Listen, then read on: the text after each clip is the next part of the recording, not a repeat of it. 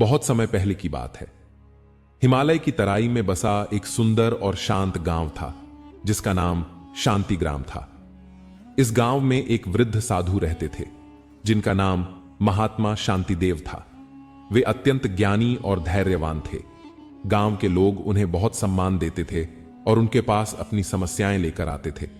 वे सभी को मार्गदर्शन देते, लेकिन एक बात वे हमेशा कहते थे, अच्छा समय आने से पहले 5 संकेत मिलते हैं, उन्हें पहचानना सीखो।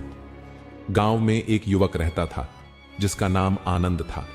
वह बहुत मेहनती था, लेकिन उसकी किस्मत खराब चल रही थी। वह जिस भी कार्य को करता असफल हो जाता। उसकी फसलें खराब हो जाती, व्यापार में नुकसान होता और कोई भी उसकी मदद करने को तैयार नहीं था। हताश होकर वह महात्मा शांतिदेव के पास पहुंचा और बोला, गुरुदेव, मेरी तकदीर इतनी खराब क्यों है? मैंने हर संभव प्रयास किया, लेकिन सफलता मुझसे कोसों दूर है। महात्मा शांतिदेव मुस्कुराए और बोले, वत्स, चिंता मत करो। अच्छा समय आने से पहले 5 संकेत मिलते हैं। यदि तुम इन संकेतों को पहचान लोगे तो सफलता अवश्य मिलेगी। आनंद ने जिज्ञासु होकर पूछा, गुरुदेव, वे 5 संकेत क्या हैं? महात्मा शांतिदेव ने उसे पास बैठाया और एक कहानी सुनाई। बहुत समय पहले एक राजकुमार था जो युद्ध में पराजित हो गया और उसका सारा राज्य छिन गया। वह अकेला जंगल में भटक रहा था। भूखा प्यासा होने के बावजूद उसने हार नहीं मानी और धैर्यपूर्वक अपने समय का इंतजार किया। कुछ वर्षों बाद उसे एक साधु मिले जिन्होंने उसे ज्ञान दिया और फिर वह अपने परिश्रम से पुनः राजा बना। महात्मा शांतिदेव ने कहा, जब तुम्हारी परीक्षा कठिन हो तब समझना कि अच्छा समय आने वाला है। तुम अभी परीक्षा की अवस्था में हो, लेकिन यदि धैर्य रखोगे तो सफल होगे। आनंद ने सिर हिलाया और ध्यानपूर्वक सुनता रहा। महात्मा शांतिदेव ने आगे कहा, दूसरा संकेत यह है कि तुम्हारे जीवन से नकारात्मक लोग और घटनाएं स्वतः समाप्त होने लगेंगी। जब अच्छा समय आने वाला होता है तो गलत लोग और विपत्तियां अपने आप दूर हो जाती हैं। फिर उन्होंने एक किसान की कहानी सुनाई जिसकी फसल हमेशा बर्बाद होती थी, लेकिन एक वर्ष एक भयंकर तूफान आया जिसने उसकी सारी पुरानी बंजर भूमि को नष्ट कर दिया। किसान बहुत दुखी हुआ, लेकिन कुछ समय बाद उसने देखा कि वहां अब अधिक उपजाऊ मिट्टी आ गई थी और उसकी नई फसल बहुत अच्छी हुई। आनंद ने महसूस किया कि हाल ही में उसकी जिंदगी में कई नकारात्मक चीजें धीरे धीरे खत्म हो रही थीं। महात्मा शांतिदेव ने तीसरा संकेत बताया, जब अच्छा समय आने वाला होता है तो जीवन में नए अवसर आने लगते हैं। यह अवसर कभी कभी छोटे रूप में होते हैं, लेकिन यदि उन्हें पहचाना जाए तो वे महान सफलता दिला सकते हैं। उन्होंने एक मूर्तिकार की कहानी सुनाई जो वर्षों तक साधारण मूर्तियां बनाता था। एक दिन उसे एक टूटी हुई मूर्ति मिली जिसे वह सुधारने लगा। धीरे धीरे उसने उसमें इतनी सुंदरता भर दी कि राजा ने उसे राजकीय मूर्तिकार बना दिया। आनंद ने सोचा कि कुछ दिनों से उसे भी नए अवसर मिल रहे थे, लेकिन उसने उन्हें महत्व नहीं दिया था। महात्मा शांतिदेव ने कहा, अच्छा समय आने से पहले मन शांत होने लगता है। जब मनुष्य सही मार्ग पर होता है तो उसके भीतर अकारण ही एक शांति का अनुभव होने लगता है। समस्याएं होंगी, लेकिन वे अब तुम्हें उतना विचलित नहीं करेंगी। फिर उन्होंने एक व्यापारी की कहानी सुनाई जो बहुत परेशान रहता था, लेकिन एक दिन उसने ध्यान करना शुरू किया और उसके भीतर शांति आने लगी। इसके बाद उसका व्यापार भी सफल होने लगा। आनंद ने महसूस किया कि अब उसकी परेशानियां उसे पहले जितना दुखी नहीं करती थीं। महात्मा शांतिदेव ने अंत में कहा, जब अच्छा समय आने वाला होता है तो जीवन में सही लोग आने लगते हैं। वे तुम्हें सही राह दिखाते हैं और तुम्हारे विकास में सहायक होते हैं। उन्होंने एक भिखारी की कहानी सुनाई जिसे एक दिन एक ज्ञानी साधु मिला। साधु ने उसे परिश्रम करने और एक नया जीवन शुरू करने की प्रेरणा दी। धीरे धीरे वह भिखारी मेहनत करने लगा और कुछ वर्षों में वह एक समृद्ध व्यापारी बन गया। आनंद ने सोचा कि हाल ही में उसे भी कुछ अच्छे लोग मिले थे जो उसे प्रेरित कर रहे थे। महात्मा शांतिदेव ने अंत में कहा, यदि तुम इन 5 संकेतों को पहचान सको तो समझो कि तुम्हारा अच्छा समय आने वाला है। आनंद ने उनके चरणों में सिर झुकाया और धन्यवाद दिया। उसने निश्चय किया कि वह धैर्य रखेगा नकारात्मकता से दूर रहेगा, नए अवसरों को पहचानेगा, मन को शांत रखेगा और अच्छे मार्गदर्शकों की संगति में रहेगा। कुछ ही महीनों में आनंद की मेहनत रंग लाई और उसका जीवन पूरी तरह बदल गया। वह पहले से कहीं अधिक खुश और सफल हो गया। अब वह भी लोगों को यही सिखाने लगा कि अच्छा समय आने से पहले ये 5 संकेत अवश्य मिलते हैं। एक बार की बात है, भगवान बुद्ध अपने शिष्यों के साथ एक गांव से दूसरे गांव की ओर जा रहे थे। मार्ग में एक घना जंगल पड़ा जिसे पार किए बिना आगे बढ़ना संभव नहीं था। जंगल अति विस्तृत और रहस्यमय था। इसके अंदर न जाने कितने जीव जंतु रहते थे और अनेक प्रकार के वृक्षों से यह आच्छादित था। बुद्ध ने अपने शिष्यों को सांत्वना दी और कहा, जीवन भी इसी जंगल की तरह है। यदि धैर्य और बुद्धिमत्ता से आगे बढ़ोगे तो न केवल इसे पार कर लोगे बल्कि नए अनुभवों से भी समृद्ध हो जाओगे। जंगल में प्रवेश करते ही चिड़ियों की चहचहाहट और दूर से सुनाई देने वाले पशुओं के स्वर वातावरण में गूंजने लगे। राह कठिन थी, कांटे बिछे थे और कहीं कहीं तो इतनी घनी झाड़ियां थीं कि रास्ता तक दिखाई नहीं देता था। कुछ शिष्य भयभीत हो गए और बोले, गुरुदेव, यह जंगल बड़ा भयावह लग रहा है। न जाने इसमें कौन कौन से खतरनाक जीव होंगे। हमें इस मार्ग से न जाकर किसी और रास्ते से चलना चाहिए। बुद्ध मुस्कुराए और बोले, डरना स्वाभाविक है, परंतु जीवन में हर कठिनाई से बचने की कोशिश नहीं करनी चाहिए। जंगल के हर वृक्ष, हर झाड़ी और हर पशु से हमें कुछ न कुछ सीखने को मिलेगा। यही हमारा असली उद्देश्य है। शिष्यों ने हिम्मत बांधी और वे आगे बढ़े। थोड़ी दूर चलने के बाद उन्होंने देखा कि एक स्थान पर बड़ी चट्टानें पड़ी थीं, जिससे मार्ग अवरुद्ध था। कुछ शिष्यों ने कहा, यह तो बहुत कठिन है, हमें लौट चलना चाहिए। लेकिन बुद्ध ने अपनी आंखें बंद की और धीरे से बोले, जो व्यक्ति बाधाओं से डरकर लौट जाता है वह कभी अपने लक्ष्य तक नहीं पहुंच सकता। हमें प्रयास करना चाहिए। अगर एक मार्ग अवरुद्ध हो तो हमें दूसरा मार्ग खोज लेना चाहिए। फिर उन्होंने अपने शिष्यों के साथ मिलकर चट्टानों के बीच से एक नया मार्ग बनाया और आगे बढ़े। जैसे जैसे वे जंगल के अंदर बढ़ते गए वैसे वैसे उन्हें कई नई चीजें देखने को मिली। कहीं सुंदर फूल खिले थे तो कहीं विशाल वृक्ष शीतल छाया प्रदान कर रहे थे। वे सभी इस नए अनुभव से आनंदित हो रहे थे। अचानक एक स्थान पर उन्हें एक वृद्ध व्यक्ति मिला जो अत्यंत दुर्बल और भूखा था। बुद्ध ने उससे पूछा, आप इस घने जंगल में क्या कर रहे हैं? वृद्ध व्यक्ति ने कहा, मैं कई वर्षों से यहां हूं। जब मैं युवा था तब मुझे जीवन से बहुत प्रेम था, परंतु जब कठिनाइयां आईं तो मैंने सब कुछ छोड़ दिया और इस जंगल में रहने आ गया। मैं यहां अकेले रहता हूं, न जाने कितने वर्षों से, और अब तो मैं इसे ही अपनी नियति मान चुका हूं।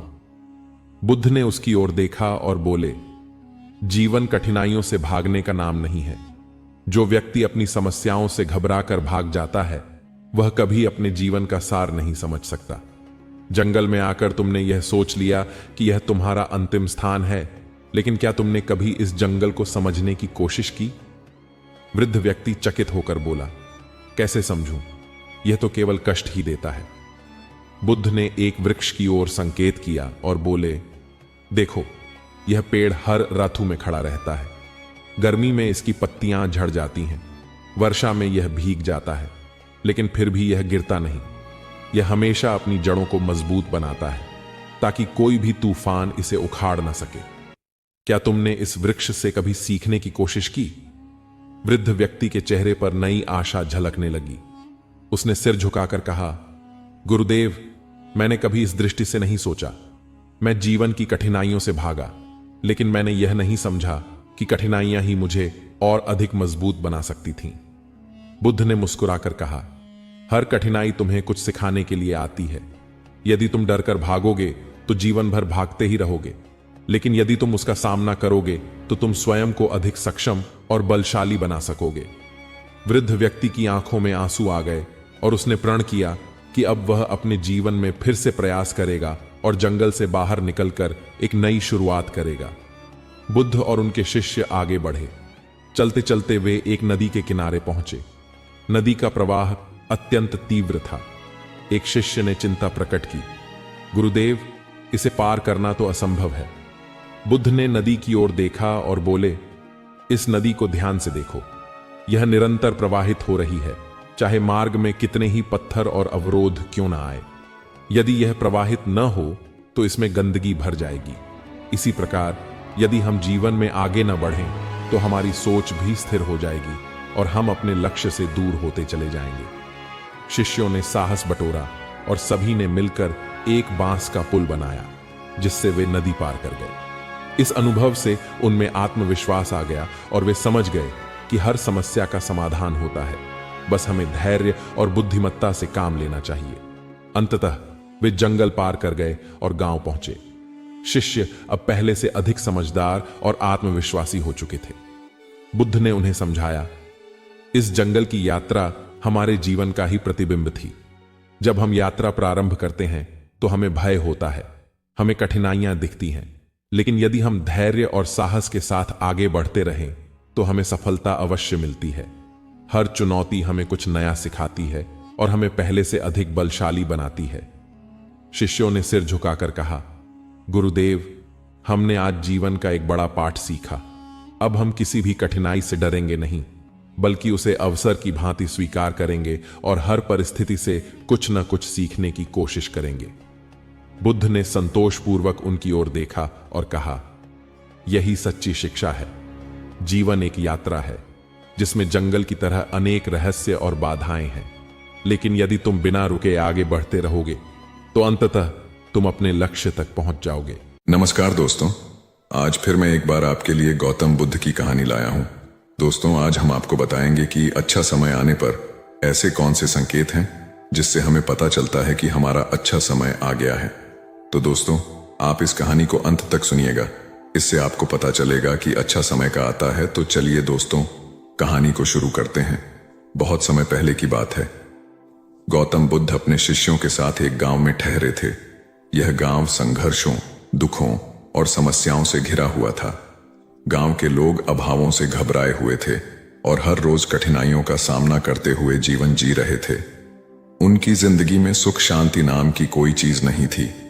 लोग निरंतर किसी न किसी मुसीबत में उलझे रहते थे। गांव के बुजुर्गों ने बुद्ध से विनती की, हे महात्मा, कृपया हमारे गांव की हालत सुधारने में हमारी सहायता करें। हम बहुत कठिनाई में हैं और आपकी ज्ञान की बातें हमारे लिए मार्गदर्शन बन सकती हैं। बुद्ध ने लोगों की पीड़ा को समझा और उन्हें ध्यान से सुना। अगले दिन सुबह बुद्ध ने गांव के लोगों को एक वृक्ष के नीचे इकट्ठा किया। उन्होंने सभी से कहा, मैं तुम सबको एक छोटी सी कहानी सुनाना चाहता हूं जो तुम्हारे जीवन को बदल सकती है। सभी लोग ध्यानपूर्वक बुद्ध की ओर देखने लगे। बुद्ध ने कहना शुरू किया, बहुत समय पहले एक व्यक्ति था जो बहुत दुखी और असंतुष्ट था। वह हमेशा सोचता था कि उसकी किस्मत में कुछ भी अच्छा नहीं है। उसने कभी सुख और शांति का अनुभव नहीं किया। लोगों के बीच हलचल होने लगी। सबको लगा कि बुद्ध उसी गांव के हालात को बयान कर रहे हैं। बुद्ध ने आगे कहा, एक दिन उस व्यक्ति ने एक संत से मिलने का निश्चय किया। संत ने उसकी बातें सुनी और मुस्कुराते हुए कहा, मैं तुम्हें अच्छे समय की प्रतीक्षा का एक संकेत दूंगा जिसे तुम पहचानना सीखोगे। संत ने उसे एक बीज दिया और कहा, इस बीज को कहीं लगाकर हर रोज ध्यान से देखना। जब इसे देखोगे तो तुम्हें अपने भीतर कुछ संकेत मिलेंगे। वह व्यक्ति थोड़ा उलझा, परंतु संत पर विश्वास करते हुए उसने उस बीज को अपने आंगन में बो दिया। हर दिन वह बीज की ओर देखता, लेकिन उसे कोई बदलाव नजर नहीं आता। धीरे धीरे उसे थोड़ा हताशा होने लगी। वह सोचने लगा, क्या यह बीज कभी अंकुरित होगा? क्या मैं कभी अपने जीवन में बदलाव देख पाऊंगा? कुछ दिनों के बाद उस बीज से एक छोटी सी कौंपल फूट निकली। उसे देखकर व्यक्ति को थोड़ा आशा हुई। उसने रोज उस पौधे को देखा, उसे पानी दिया और देखभाल की। कुछ दिनों के बाद पौधा बड़ा होने लगा और उसकी हरी हरी पत्तियां निकल आईं। उस व्यक्ति को ऐसा लगा जैसे उसके जीवन में भी आशा की नई किरण फूट रही हो। बुद्ध ने कहा, उस पौधे का बढ़ना उस व्यक्ति के लिए एक संकेत था। उसे लगने लगा कि जिस प्रकार यह बीज अंकुरित हुआ और पौधा बन गया, उसी प्रकार उसका जीवन भी धीरे धीरे बदल रहा है। गांव के लोग ध्यानपूर्वक सुन रहे थे और उनकी आंखों में आशा की चमक दिखने लगी थी। बुद्ध ने आगे कहा, अच्छे समय के संकेत हम सभी के जीवन में होते हैं। जब हमें विश्वास होता है, धैर्य रखते हैं और अपने कर्म में लगे रहते हैं, तब समय हमें अपने संकेत देना शुरू कर देता है। गांव के एक युवक ने पूछा, हे भगवान, लेकिन हम कैसे जान सकते हैं कि हमारे जीवन में अच्छे समय के संकेत कब आएंगे? बुद्ध मुस्कुराए और बोले, जैसे उस बीज से पौधा उगा, वैसे ही जीवन में भी अच्छे समय के संकेत छोटे छोटे बदलावों से आते हैं। जब तुम किसी कठिन परिस्थिति का सामना करते हो और धीरे धीरे समाधान मिलना शुरू होता है, तब समझो कि अच्छे समय के संकेत आ रहे हैं। जब तुम्हारे मन में शांति और संतोष की भावना आने लगे, तब जानो कि अच्छे समय का आगमन हो रहा है। और सबसे बड़ा संकेत यह होता है कि तुम स्वयं को और दूसरों को खुश और शांत महसूस कराने लगते हो। गांव के लोगों को यह समझ आ गया कि वे अपने जीवन में अच्छे समय की प्रतीक्षा तभी कर सकते हैं जब वे धैर्य पूर्वक कर्म करते रहें और अपने अंदर सकारात्मकता को बनाए रखें। गांव में एक नया जोश भर गया और लोग अपनी अपनी जिंदगी में धैर्य और आशा के साथ चलने लगे। गौतम बुद्ध ने गांव के लोगों को आशीर्वाद दिया और कहा, हमेशा याद रखना, अच्छे समय के संकेत तभी प्रकट होते हैं जब हम खुद पर और अपनी मेहनत पर विश्वास बनाए रखते हैं। जीवन में सब कुछ धीरे धीरे और समय के साथ ही बदलता है, इसलिए धैर्य रखो और प्रतीक्षा करते रहो। बुद्ध की यह कहानी गांव के लोगों के दिल में उतर गई। उन्होंने सीखा कि अच्छे समय की प्रतीक्षा में हर दिन थोड़ा थोड़ा प्रयास करना ही उन्हें उनके लक्ष्य की ओर ले जा सकता है। यही एक व्यक्ति की यात्रा है, धैर्य, कर्म और विश्वास से अच्छे समय की प्रतीक्षा करना और संकेतों को पहचानना। चलिए दोस्तों, अब हम आपको एक और कहानी बताते हैं जिसमें गौतम बुद्ध ने बताया है कि कैसे आप अपना अच्छा समय ला सकते हैं और अपने बुरे समय को खत्म कर सकते हैं। गौतम बुद्ध ने बताया, गौतम बुद्ध को कैसे मिला ज्ञान। राजा के यहाँ बुद्ध का जन्म हुआ। पिता ने ज्योतिषियों को बुलवाकर भविष्य पूछा। उन्होंने कहा, या तो यह सम्राट होगा और या तो यह साधु होगा। एक तरह से देखा जाए तो सच्चा सम्राट भीतर से ही साधु होता है। जब ज्योतिषियों की भविष्यवाणी राजा ने सुनी तो वे घबरा गए कि मेरा बेटा साधु हो जाए, ऐसा ठीक नहीं होगा। राजा ने पूछा, कोई उपाय बताएं, क्योंकि मैं चाहता हूँ कि राजा का पुत्र राजा ही बने। ज्योतिषियों ने कहा कि इसका लालन पालन व पूरा जीवन बड़ी सावधानी में बिताना होगा, अर्थात आपका पुत्र सिद्धार्थ कभी किसी बूढ़े व्यक्ति को ना देखे, कभी किसी बीमार व्यक्ति को ना देखे और कभी किसी मरे हुए व्यक्ति को ना देखे। जब तक ऐसा होगा तब तक वे राजा ही बने रहेंगे। अगर ऐसा नहीं हुआ तो वे साधु बन जाएंगे। राजा शुद्धोधन ने अपने पुत्र सिद्धार्थ के लिए बढ़िया से बढ़िया, बड़े से बड़े महल, अच्छे से अच्छा भोजन, दास दासियां और खाने पीने के सामान आदि वस्तुओं के ढेर लगा दिए। पिता ने पुत्र को सुख सुविधाओं में इतना उलझा दिया कि उसे बाहर का संसार याद ही नहीं आया। शुद्धोधन ने समझ लिया कि अब वे इतने सुखों के आगे साधु बनने का प्रश्न ही उपस्थित नहीं होता। वे निश्चिंत हो गए। राजा शुद्धोधन ने बिल्कुल पक्की व्यवस्था कर रखी थी कि उनका पुत्र सिद्धार्थ जीवन में कभी भी वृद्ध, बीमार और मृतक व्यक्ति को ना देख सके, क्योंकि वे अपने पुत्र को खोना नहीं चाहते थे। सिद्धार्थ का जीवन ऐश्वर्य और सुख सुविधाओं में बीत रहा था। उसके जवान होने पर एक सुंदर कन्या यशोधरा से उनका विवाह हो गया। विवाह हो जाने पर शुद्धोधन की आधी चिंता मिट गई। अब तो शादी हो गई, अब कहाँ जाएगा ये? अब तो मेरा पुत्र बंधन में बंध गया, अब उसके कहीं जाने का सवाल ही नहीं उठता। 1 वर्ष बाद बेटे का भी जन्म हो गया। उसका नाम राहुल रखा गया। अब राजा शुद्धोधन को बिल्कुल पक्का विश्वास हो गया कि अब यह कहीं नहीं जा सकता। एक दिन सिद्धार्थ ने कहा कि पिताजी, आज तक मैंने कभी अपनी राजधानी नहीं देखी, आपकी आज्ञा हो तो आज दिखाऊं। राजा ने कहा, हाँ हाँ, अवश्य जाओ, अपना शहर देख कर आओ। एक सारथी को भी साथ में भेज दिया कि जाओ राजकुमार को राजधानी घुमा फिरा कर लाओ। फिर भी राजा ने चाक चौबंद इंतजाम कर रखा था कि कहीं चूक न हो जाए। सिद्धार्थ के लिए राजधानी के प्रमुख मार्ग खूब सजाए गए थे, पर घूमते घूमते सिद्धार्थ ने थोड़ा उल्टा मार्ग ले लिया। वे उस मार्ग से गुजरने लगे जहां पर तैयारी नहीं थी, और आज उनको बहुत आश्चर्य हुआ जब पहली बार उन्होंने एक बूढ़े आदमी को देखा। कमर झुकी हुई, पूरी चमड़ी में झुर्रियां पड़ी थी। वह परेशानी और दुख से बेहाल था। उसकी चाल बहुत धीमी थी बूढ़े की झुकी हुई कमर को देखकर सिद्धार्थ को एक झटका लगा और एक सारथी से उन्होंने कहा, क्या एक दिन मैं भी ऐसे बूढ़ा हो जाऊंगा? सारथी ने कहा, हाँ राजकुमार, हर व्यक्ति के जीवन में 3 अवस्थाएं आती हैं, बचपन, जवानी और बुढ़ापा। एक दिन तुम भी बुढ़ापे की अवस्था में जाओगे। हे राजकुमार, यह संसार का नियम है, चाहे गरीब हो या अमीर, सबका शरीर शिथिल अर्थात बूढ़ा होता है। राजकुमार सोच में पड़ गए। सारथी ने रथ को आगे बढ़ाया तो कुछ दूरी पर एक बीमार व्यक्ति मिला जो रोगों से घिरा हुआ था। उस पीड़ित व्यक्ति को देखकर राजकुमार का मन बहुत ही दुखी हुआ। राजकुमार ने पूछा, इसको क्या हुआ है? सारथी ने कहा, यह व्यक्ति बीमार है, इसीलिए यह कर्रा रहा है। इस संसार में दुख और सुख दोनों हैं। यह अपने अपने भाग्य की बात है कि कोई दुखी है, कोई सुखी है। क्या मैं भी कभी बीमार हो सकता हूँ? सारथी ने कहा, आप यह विचार अभी छोड़ दें। समय बड़ा बलवान होता है। यह सारी बातें कर्मों पर निर्भर करती हैं। चाहे राजा हो या रंग, सुख दुख सब पर आते हैं। अगर शरीर में कोई रोग आना है तो वह आएगा। यह सब सुनकर राजकुमार सोच में पड़ गया। सारथी ने रथ को कुछ और आगे बढ़ाया तो सामने से 4 कंधों पर एक अर्थी को लेकर जाते हुए देखा। राजकुमार ने ऐसा पहली बार देखा। उसने सारथी से पूछा, यह क्या है? यह आदमी मर गया है, यह मुर्दा है। जो व्यक्ति मर जाता है उसको बांधकर शमशान भूमि ले जाते हैं, फिर जहां पर उसे जला दिया जाता है और उसे मुक्ति मिल जाती है। राजकुमार ने कहा, क्या सबको मरना पड़ता है? सारथी ने बोला, हाँ, सभी को मरना पड़ता है। यह मृत्युलोक है। जो जन्म लेता है उसे कभी ना कभी अवश्य ही मरना पड़ता है। राजकुमार ने बोला, तो इसका मतलब यह हुआ कि ठीक इसी तरह एक दिन मुझे भी मरना होगा। मेरी देह भी मुर्दा होगी और मुझको भी 4 कंधों पर उठाकर ले जाया जाएगा। मुझको भी ऐसी ही रस्सियों से बांधा जाएगा। मेरे भी आगे पीछे घर के सदस्य रोएंगे, तड़पेंगे और जिस तरह संसार को मैंने इकट्ठा किया है वह सारा का सारा मुझसे छूट जाएगा। इसका मतलब यह हुआ कि एक दिन मैं भी मर जाऊंगा। क्या एक दिन यशोधरा भी मर जाएगी? क्या एक दिन मेरा राहुल भी मर जाएगा? सारथी ने कहा, हाँ राजकुमार, एक दिन मैं भी मरूंगा, आप भी मरेंगे, यशोधरा भी मरेंगी और राहुल भी मरेगा, क्योंकि यह सब मरने के लिए ही पैदा होते हैं। उस रात सिद्धार्थ सो न सके।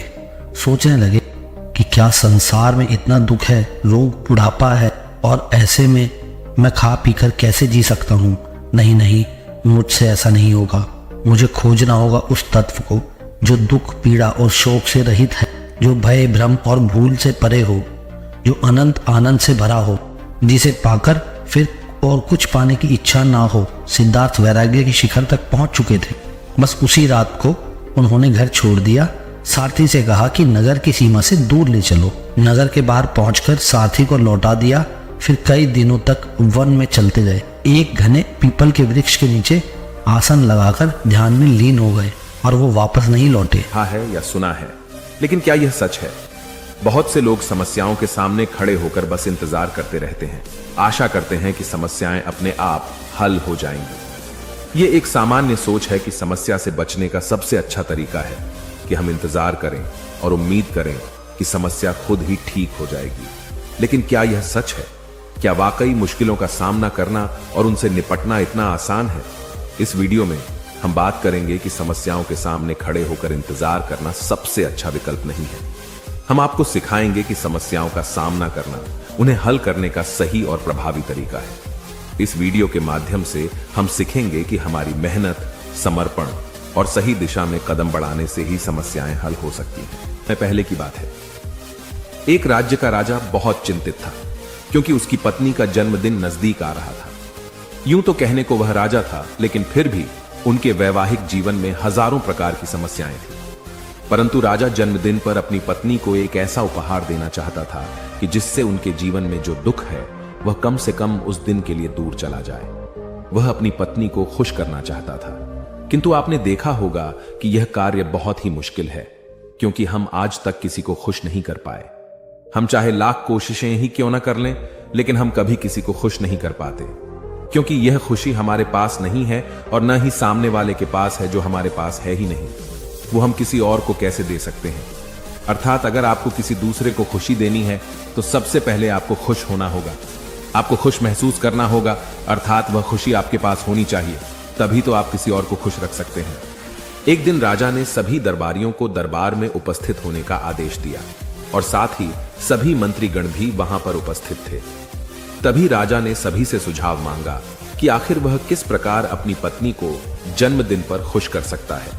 आखिर वह उन्हें कैसा उपहार दे जिस कारण राजा की पत्नी खुश हो सके। वहां पर उपस्थित सभी लोग अपने मन की बातें राजा से बताते हैं, परंतु राजा को वहां पर उपस्थित किसी भी व्यक्ति का कोई सुझाव पसंद ही नहीं आया। एक दिन संध्या के वक्त राजा अपने रथ से कहीं जा रहा था। तभी रास्ते में उसने एक बहुत ही सुंदर मूर्ति देखी।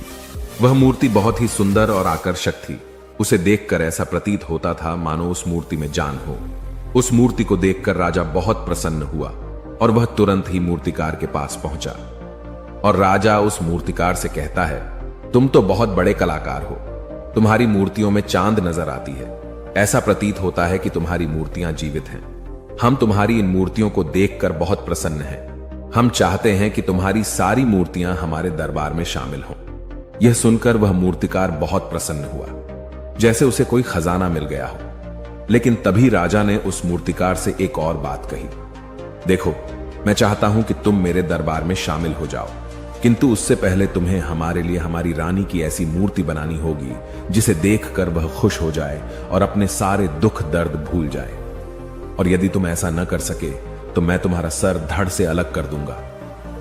राजा के मुख से यह सुनकर मूर्तिकार घबरा गया, उसके पसीने छूट गए। वह राजा को मना भी कैसे करे, इसीलिए उसने न चाहते हुए भी राजा को स्वीकृति दे दी। राजा उस मूर्तिकार की बात सुनकर बहुत प्रसन्न हुआ और वो वापस महल लौट गया। लेकिन उधर दूसरी तरफ जो मूर्तिकार अब तक बहुत प्रसन्न था, जो अपने मन से मूर्तियां बनाया करता था, जो हमेशा खुश रहता था, अब वह दुखी हो गया था। वह गहरे दुख में चला गया था।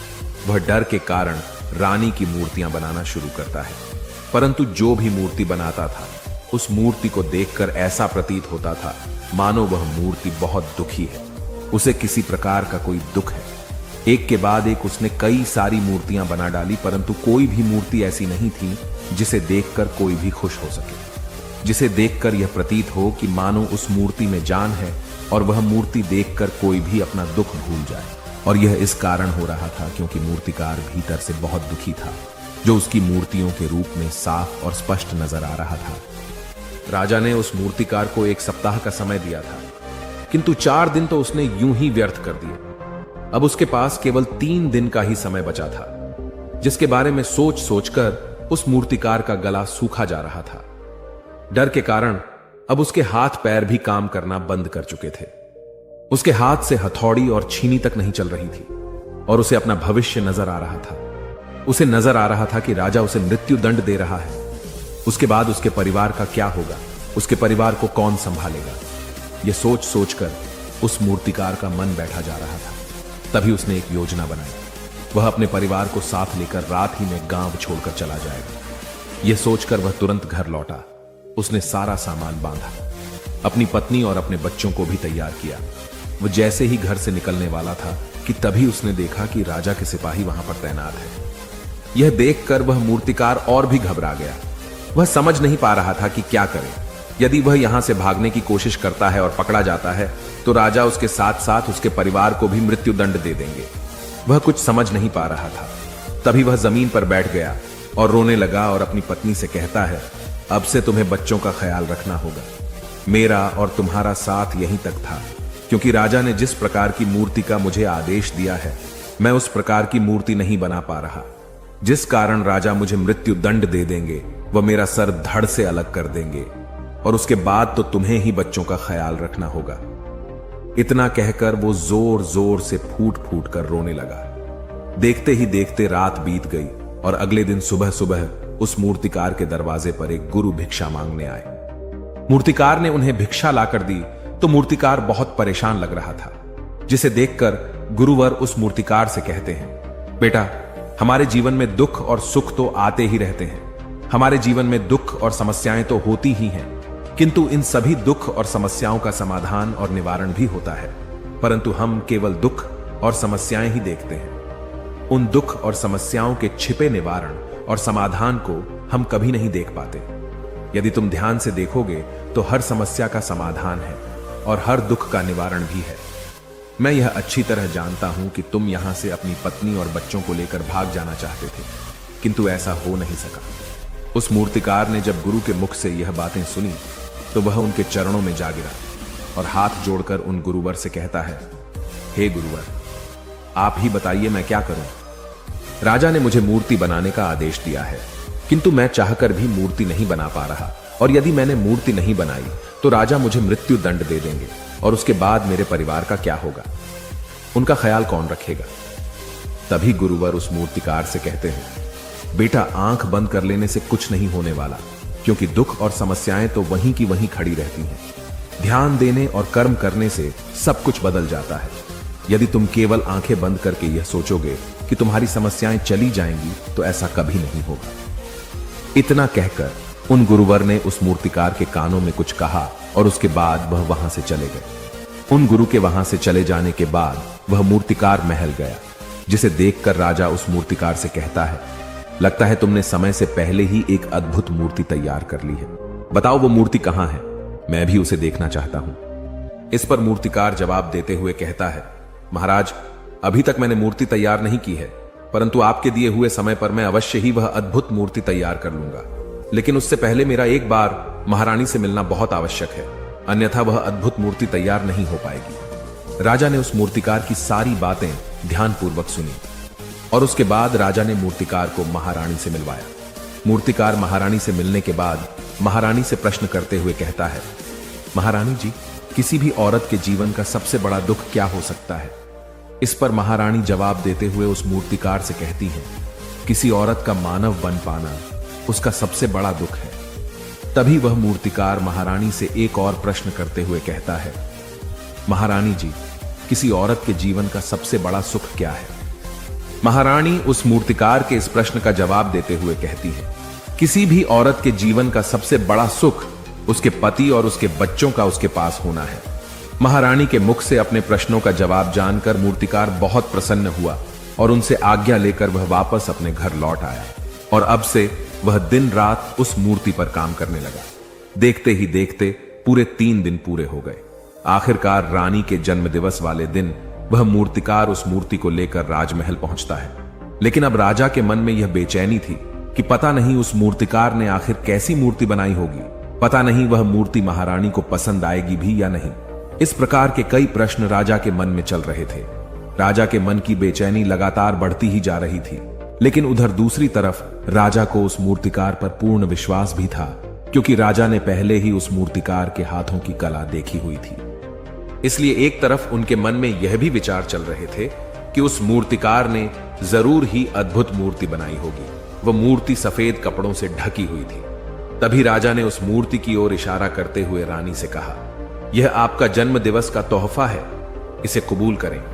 उसके बाद रानी ने अपने हाथों से उस मूर्ति से वह कपड़ा हटाया और उस मूर्ति को देखते ही रानी की आंखों से आंसू बहने लगे, और यह देखकर राजा को ऐसा प्रतीत हुआ कि मानो महारानी को यह मूर्ति पसंद नहीं है। इसलिए राजा ने तुरंत ही क्रोधित होकर अपने सिपाहियों को आदेश दिया और उस मूर्तिकार को बंदी बनवा लिया। लेकिन तभी महारानी राजा से कहती है, रुकिए, इस मूर्तिकार ने तो मेरा दुख और सुख एक ही मूर्ति में निकाल दिया है।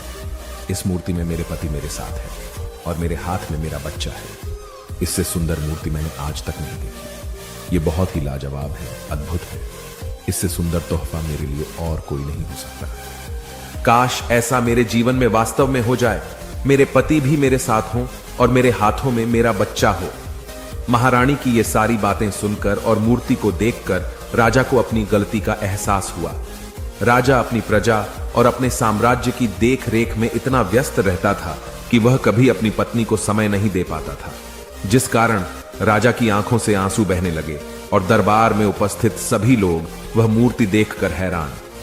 आज तक किसी ने भी ऐसी सुंदर और जीवित मूर्ति नहीं देखी थी, जिसमें सुख और दुख एक साथ नजर आ रहे हों। उसके बाद उस राजा ने उस मूर्तिकार को रिहा करवाया और उसे ढेरों इनाम दिए और अपने राज्य दरबार में जगह भी दी। किंतु उस मूर्तिकार ने इनाम तो स्वीकार कर लिया, परंतु राज दरबार में उसे जगह नहीं ली और हाथ जोड़कर राजा से कहता है, हे महाराज, मेरी आपसे विनती है, आपने मुझे चेतावनी दी थी, यदि मैं ये मूर्ति नहीं बना सका तो आप मुझे मृत्यु दंड दे देंगे। किंतु मैं आपसे बस इतना ही कहना चाहता हूं, हम में से चाहे कोई भी प्राणी क्यों ना हो, सभी के प्राण उतने ही कीमती है जितना कि आपका या महारानी के हैं। इसीलिए किसी को भी बिना दोष के दंड नहीं देना चाहिए। मेरी पत्नी ने मुझसे कहा था कि राजा की दोस्ती और दुश्मनी दोनों ही अच्छी नहीं है, इसीलिए मुझे आपके राज दरबार में कोई स्थान नहीं चाहिए। मैं अपनी छोटी सी दुनिया में बहुत खुश हूं। मैं अपने छोटे से परिवार के साथ बहुत खुश हूं। मैं आज तक जो करता आया हूं मुझे वह पसंद है और मैं अपने पूरे जीवन काल वही करना चाहता हूं। मैं जैसा हूं, जिस हाल में हूं, मुझे बहुत प्रसन्नता है कि मैं आज इतना खुशहाल इंसान हूं। अब मुझे आज्ञा दीजिए। इतना कहकर वह मूर्तिकार वहां से चला गया।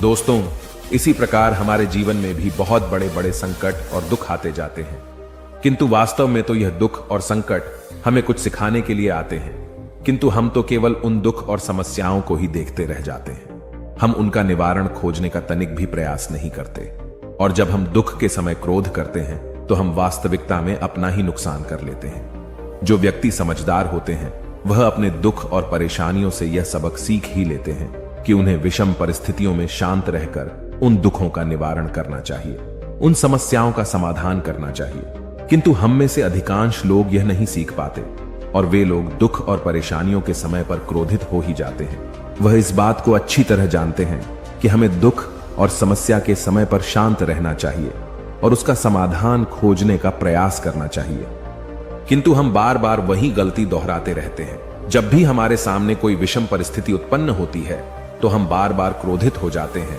और क्रोध में आकर हम अपना ही नुकसान कर लेते हैं, क्योंकि क्रोध में हम कभी भी कोई चीज सीख नहीं सकते।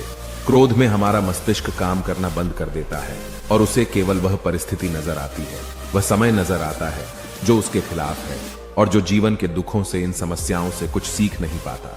ऐसा व्यक्ति पूर्ण रूप से एक दलदल में फंसे हुए इंसान की तरह है, जो परिस्थितियों के दलदल में कुछ इस प्रकार फंस चुका है कि वह वहां से निकल नहीं सकता।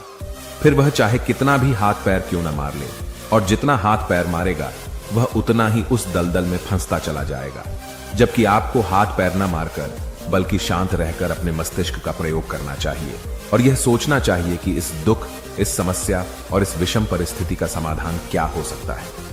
किंतु आप तो अपने आप को पहले से ही दलदल में डाल चुके हैं, और ऐसी स्थिति में आप बाहर निकलने के बारे में न सोचकर लगातार और हाथ पैर मारकर आप अपने आप को उस दलदल में और भी नीचे डुबाते जा रहे।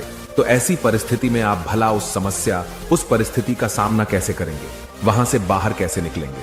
और वहीं पर जो व्यक्ति थोड़े भी जागृत है, जो दुख और समस्याओं का निवारण और समाधान खोजने में वास्तव में अपना समय लगाते हैं, वह यह जानते हैं कि निवारण और समाधान एक हीरे की तरह है, वह हीरे की खान की तरह है।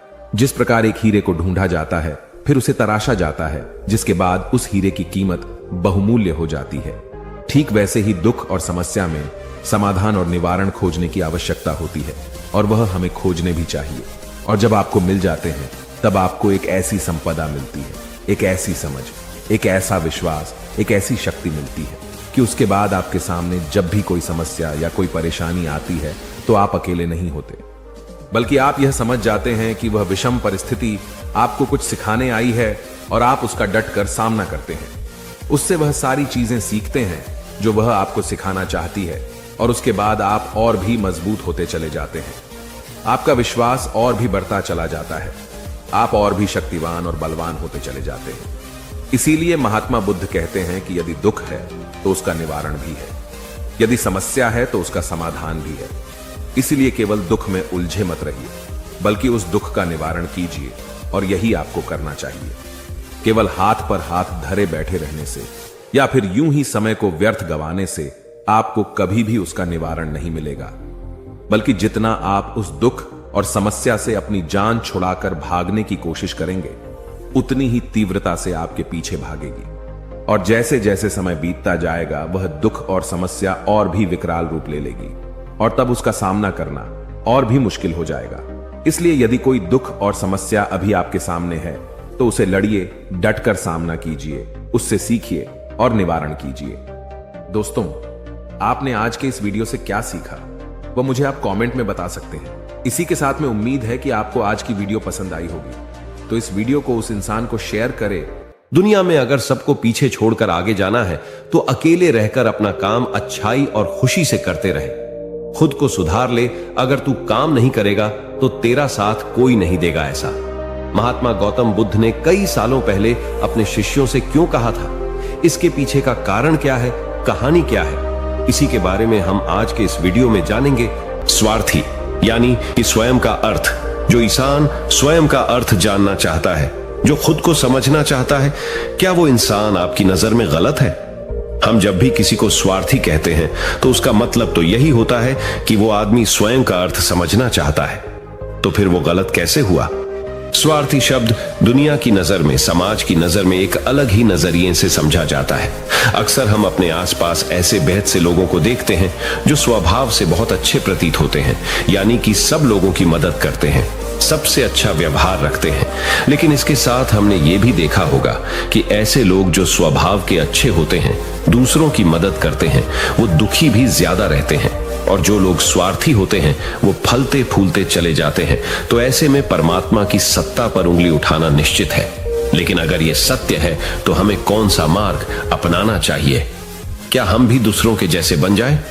पता नहीं आप में से कितने लोग ये मानते हैं कि अच्छे लोग जीवन में बहुत दुखी रहते हैं, लेकिन इसके पीछे का सत्य क्या है? अगर हम इसके पीछे का सत्य नहीं जानेंगे, नहीं पहचानेंगे, तो कहीं ना कहीं हमारा अवचेतन मन भी बुराई की तरफ झुक जाएगा। इसीलिए अपने मन में ऐसे विचार पनपने से पहले इस बात की पूरी सच्चाई, पूरा निष्कर्ष निकाल लें, ताकि भविष्य में आपको अपने अच्छे होने पे पश्चाताप ना हो, दुख ना हो। आज की जो बौद्ध कहानी मैं आपको सुनाने वाला हूं, उसमें आपको 5 ऐसे तरीके पता चलेंगे जिसके माध्यम से अगर आप कर्म करते हैं तो आप अच्छे कर्म भी कर पाएंगे और दुखी भी नहीं होंगे। एक गांव में आनंद नाम का एक युवक रहता था। उसका भरा पूरा परिवार था। उसके 2 बच्चे थे, उसकी पत्नी थी, लेकिन उसके माता पिता इस दुनिया से चल बसे थे।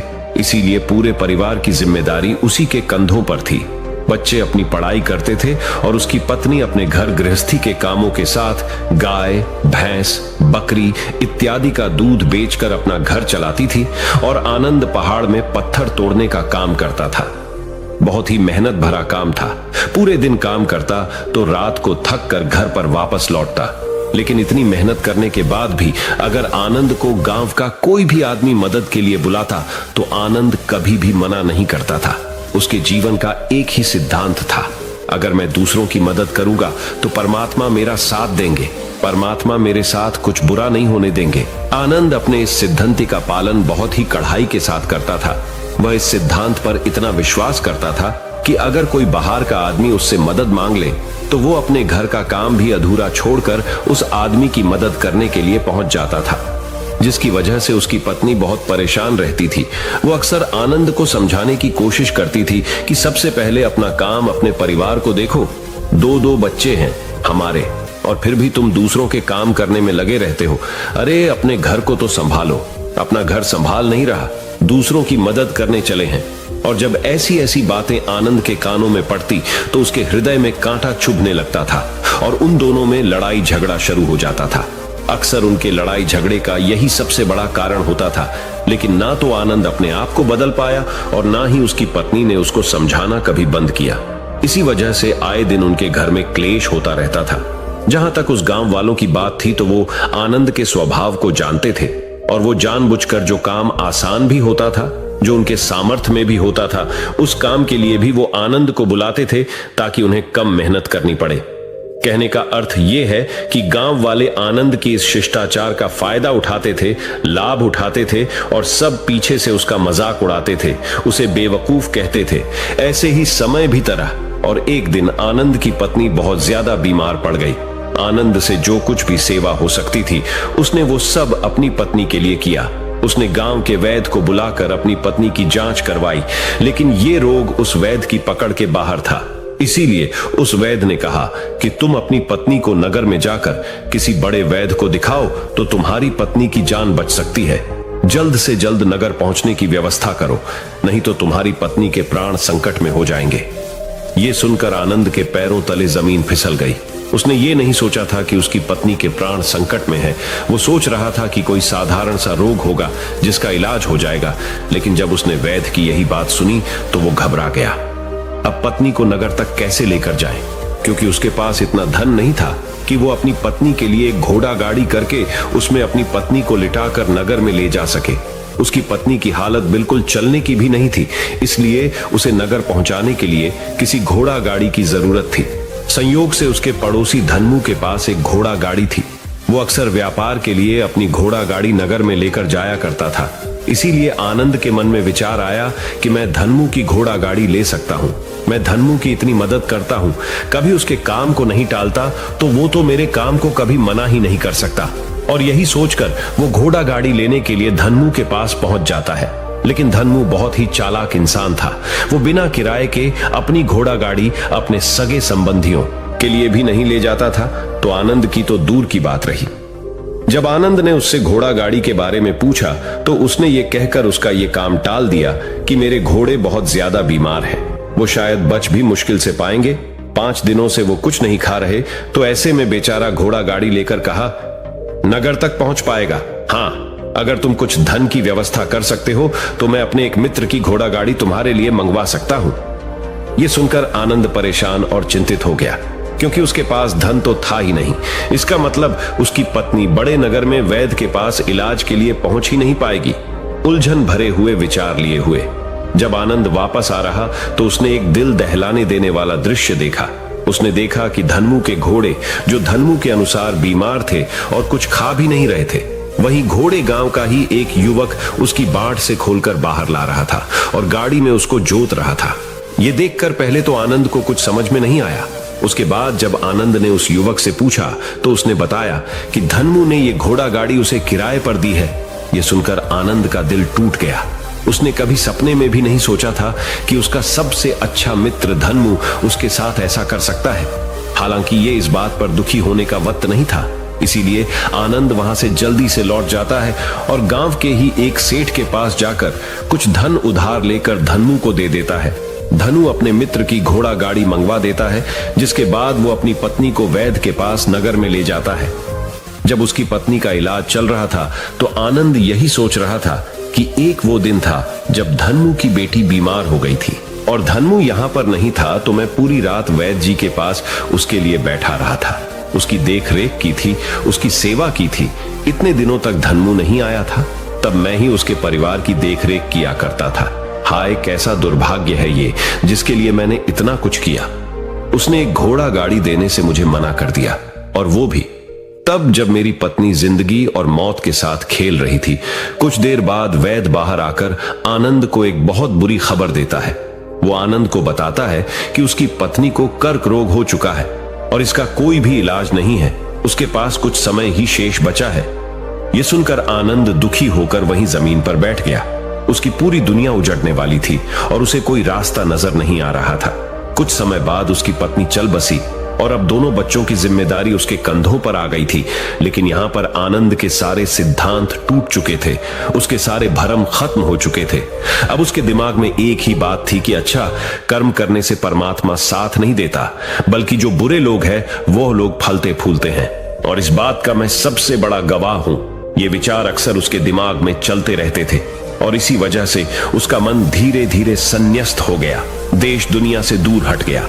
और एक दिन ऐसा भी आया जब वो अपने बच्चों को अपने रिश्तेदारों के पास छोड़कर इस देश दुनिया को त्याग कर एक सन्यासी बनने के लिए घर से निकल पड़ा। उसने गांव में किसी को कुछ नहीं बताया। किसी को नहीं पता था कि आनंद अचानक कहां गायब हो गया। सन्यास की दीक्षा लेने के लिए वो एक बौद्ध भिक्षु के पास पहुंचता है। बौद्ध भिक्षु उस समय ध्यान में बैठे हुए थे। ध्यान से बाहर आने के बाद वो बड़े ध्यान से आनंद के चेहरे को देखते हैं और उससे सन्यासी बनने का कारण पूछते हैं। इस पर आनंद उन्हें अपनी पूरी आप बीती सुना देता है और कहता है कि हे महात्मा, इस दुनिया से मुझे कुछ भी हासिल नहीं हुआ। मेरा मन इस दुनिया से विरक्त हो चुका है। जब अपने दोस्तों ने ही मेरा साथ नहीं दिया तो इस दुनिया में रहने का क्या मतलब, और इसी वजह से मैं सन्यासी बनना चाहता हूं। यह सुनने के बाद बौद्ध भिक्षु ने उपदेश देना शुरू किया। उन्होंने कहा कि याद रखना बेटा, जीवन से विरक्त होकर सन्यासी बनना तुम्हें परम सुख तक कभी नहीं पहुंचा सकता, परमानंद तक कभी नहीं पहुंचा सकता। तुम दुनिया से आपने मन पर एक बोझ लेकर विरक्त हुए हो। तुम दुनिया से परमात्मा की खोज करने के लिए विरक्त नहीं हुए हो। इस भ्रम में कभी मत रहना। तुम संसार से विरक्त हुए हो क्योंकि संसार ने तुम्हें धोखा दिया, ऐसा तुम्हें लगता है। इसीलिए तुम परमात्मा पे कभी विश्वास नहीं कर पाओगे और ना ही उन पर अपनी पूर्ण आस्था बना पाओगे। इसीलिए सन्यासी होने का भी तुम पूरा लाभ कभी नहीं उठा पाओगे। सन्यासी होने का लाभ तब मिलता है जब हमारी प्रभु में, परमेश्वर में, परमात्मा में पूर्ण आस्था बन जाती है। मैं तुमसे पूछता हूं, या तुम्हारी आस्था परमात्मा में है? यह सुनकर आनंद कहता है कि हे महात्मा, मैं तो दुनिया देखकर आया हूं कि जो बुरे कर्म करता है वो फलता फूलता है, और जो अच्छा काम करता है उसे कुछ भी नहीं देता। परमात्मा उसे दुखी दुख देता है। इसीलिए मैं परमात्मा पर अपनी पूर्ण आस्था कैसे बना सकता हूं? यह सुनकर उस बौद्ध भिक्षु ने कहा कि यही तो मैं तुम्हें समझाना चाहता हूं कि तुम पूरी ऊर्जा अपनी सन्यासी जीवन में लगाओ और उसके बाद भी तुम्हें फल प्राप्त ना हो तो तुम्हें कैसा लगेगा? इसीलिए किसी की भी मदद करने के लिए मैं 5 सिद्धांत तुम्हें बताता हूं। ये 5 सिद्धांत समझकर संसार में वापस लौट जाओ और संसार में एक ग्रस्त जीवन जियो। उसके बाद ही सन्यासी जीवन का उदय होता है, जब हम अपने ग्रस्त जीवन को पूर्ण रूप से समझ लेते हैं और अपनी जिम्मेदारियों का निर्वाह कर देते हैं। ये कहकर बौद्ध भिक्षु ने कहना शुरू किया कि जब भी तुम किसी की सहायता करते हो, किसी की मदद करते हो, तो उसमें सबसे पहली बात, सबसे पहला सिद्धांत जो ध्यान में रखने का होता है वो होता है कि किसी की मदद करते वक्त, किसी की सहायता करते वक्त कभी भी उससे उम्मीद मत रखना। ये मत सोचना कि आज मैंने इसकी सहायता कर दी, मदद कर दी, तो कल बदले में ये भी मेरी सहायता करेगा, मेरी मदद करेगा। अगर तुम ऐसा सोचोगे तो तुम्हें जीवन में दुखों का सामना करना ही पड़ेगा, क्योंकि एक नहीं तो दूसरा, या दूसरा नहीं तो तीसरा, कोई ना कोई तुम्हारी उम्मीद जरूर तोड़ेगा। और वास्तविकता में वो मदद या वो सहायता नहीं होती, वो हमारे लालच का ही एक रूप होता है। हम उसकी सहायता या मदद निर्भर तरीके से नहीं कर रहे हैं। हमारे मन में लालच का भाव है, हमारे मन में बदले का भाव है। हम ये सोचकर मदद करते हैं कि इसकी मदद कर देता हूं तो कल ये मेरा भी मदद करेगा, और यही लालच हमें अक्सर उन लोगों की मदद करने पर विवश करता है जो किसी ना किसी रूप में धनवान होते हैं, क्योंकि हमें लगता है कि कल ये आदमी धन के द्वारा मेरी मदद कर सकता है। और इसीलिए जिस इंसान को वास्तविकता में मदद की आवश्यकता है, हो सकता है वो गरीब हो, लेकिन हमारा मन अपने लालच के वशीभूत होकर उसकी मदद कभी नहीं करेगा। इसीलिए किसी की मदद और किसी की सहायता करने के अपने विचार को विस्तार दो। केवल एक प्रकार के वर्ग के लिए अपनी सहायता या अपनी मदद पेश मत करना, उन सब के लिए समान होनी चाहिए। जरा सोचो, एक तरफ तुम्हारा मित्र हो जिसके पास धन है, संपदा है, और दूसरी तरफ कोई गरीब औरत हो जो भूखी बैठी हुई है। तुम्हारा दोस्त तुमसे कहता है कि यार आज तो खाने के लिए अच्छे अच्छे पकवान मंगवा लो बाजार से, और दूसरी तरफ वो औरत तुमसे 2 सूखी रोटी मांग रही है, तो तुम किसकी मदद करोगे? कौन मदद का हकदार सबसे पहले है? सबसे पहले हमारा कर्तव्य बनता है कि उस औरत की भूख मिटाए, लेकिन अक्सर इंसान ऐसे नहीं सोचता। वो अपने दोस्त को तो खिला देगा, उसको तो बाजार से बहुत महंगी वस्तु मंगा के दे देगा, लेकिन किसी गरीब को उसकी भूख मिटाने के लिए पैसा या धन नहीं देगा। दूसरी बात जो ख्याल में रखने की है वो ये कि सहायता करते वक्त हमारा लालच कभी भी उसके साथ नहीं जुड़ना चाहिए। अक्सर हम जब किसी की मदद करते हैं तो हमारा लालच और हमारा स्वार्थ उसके साथ जुड़ा होता है, और हम अपनी भविष्य की योजना तैयार करके उस आदमी की मदद करते हैं। हम ये सोचते हैं कि अगर मैं इसका ये काम करेगा तो भविष्य में ये आदमी मेरा वो काम पूरा कर देगा, और वो सहायता, वो मदद बिल्कुल भी परमात्मा के द्वार को नहीं खटखटाती, क्योंकि वो लालच है। आप अपने आप को धोखा देने के लिए अपने लालच को एक सहायता, एक मदद का रूप दे रहे हैं। तीसरी बात जो ख्याल रखने की है वो ये कि अपने सामर्थ्य के हिसाब से दूसरे की मदद करो। कभी भी एक ग्रस्त आदमी को किसी की इतनी सहायता नहीं करनी चाहिए जिससे कि उसका परिवार और उसके बच्चे कष्ट में जीवन बिताएं। सबसे पहला फर्ज हमारा होता है अपने परिवार को सुखी रखना, उनकी जरूरतें पूरी करना, और उसके बाद दूसरों की मदद करना आता है। लेकिन कुछ लोग दूसरों की मदद पहले करते हैं और अपने परिवार को मदद कम देते हैं, जिससे कि परिवार में लड़ाई झगड़े आए दिन पनपते रहते हैं, और ये सब हम समाज में देखते रहते हैं अपने आसपास। अगली बात जो ख्याल में रखने की होती है वो ये कि अपना कर्म, अपनी जिम्मेदारियां पहले निभानी होती है। हम अपना कर्म, अपना काम छोड़कर पहले दूसरों की मदद करने के लिए चले जाते हैं, और जब दूसरा बदले में हमारी मदद नहीं करता तो हमारा दिल दुखी हो जाता है। हम सोचते हैं कि मैंने तो अपना काम छोड़कर उस आदमी की मदद की थी और वो आदमी मेरी मदद ही नहीं कर रहा है। इसीलिए अपना कर्म सर्वोपरि, अपना कर्म सबसे ऊपर, क्योंकि वही काम करने के लिए इस दुनिया में हमारा जन्म हुआ है। और सबसे आखिर में जो बात समझने की है वो ये कि परमात्मा की मर्जी से ही सब कुछ होता है। हमारा कर्तव्य है अपने कर्म को करते जाना। करनी धरनी तो ऊपर वाले के हाथ में है।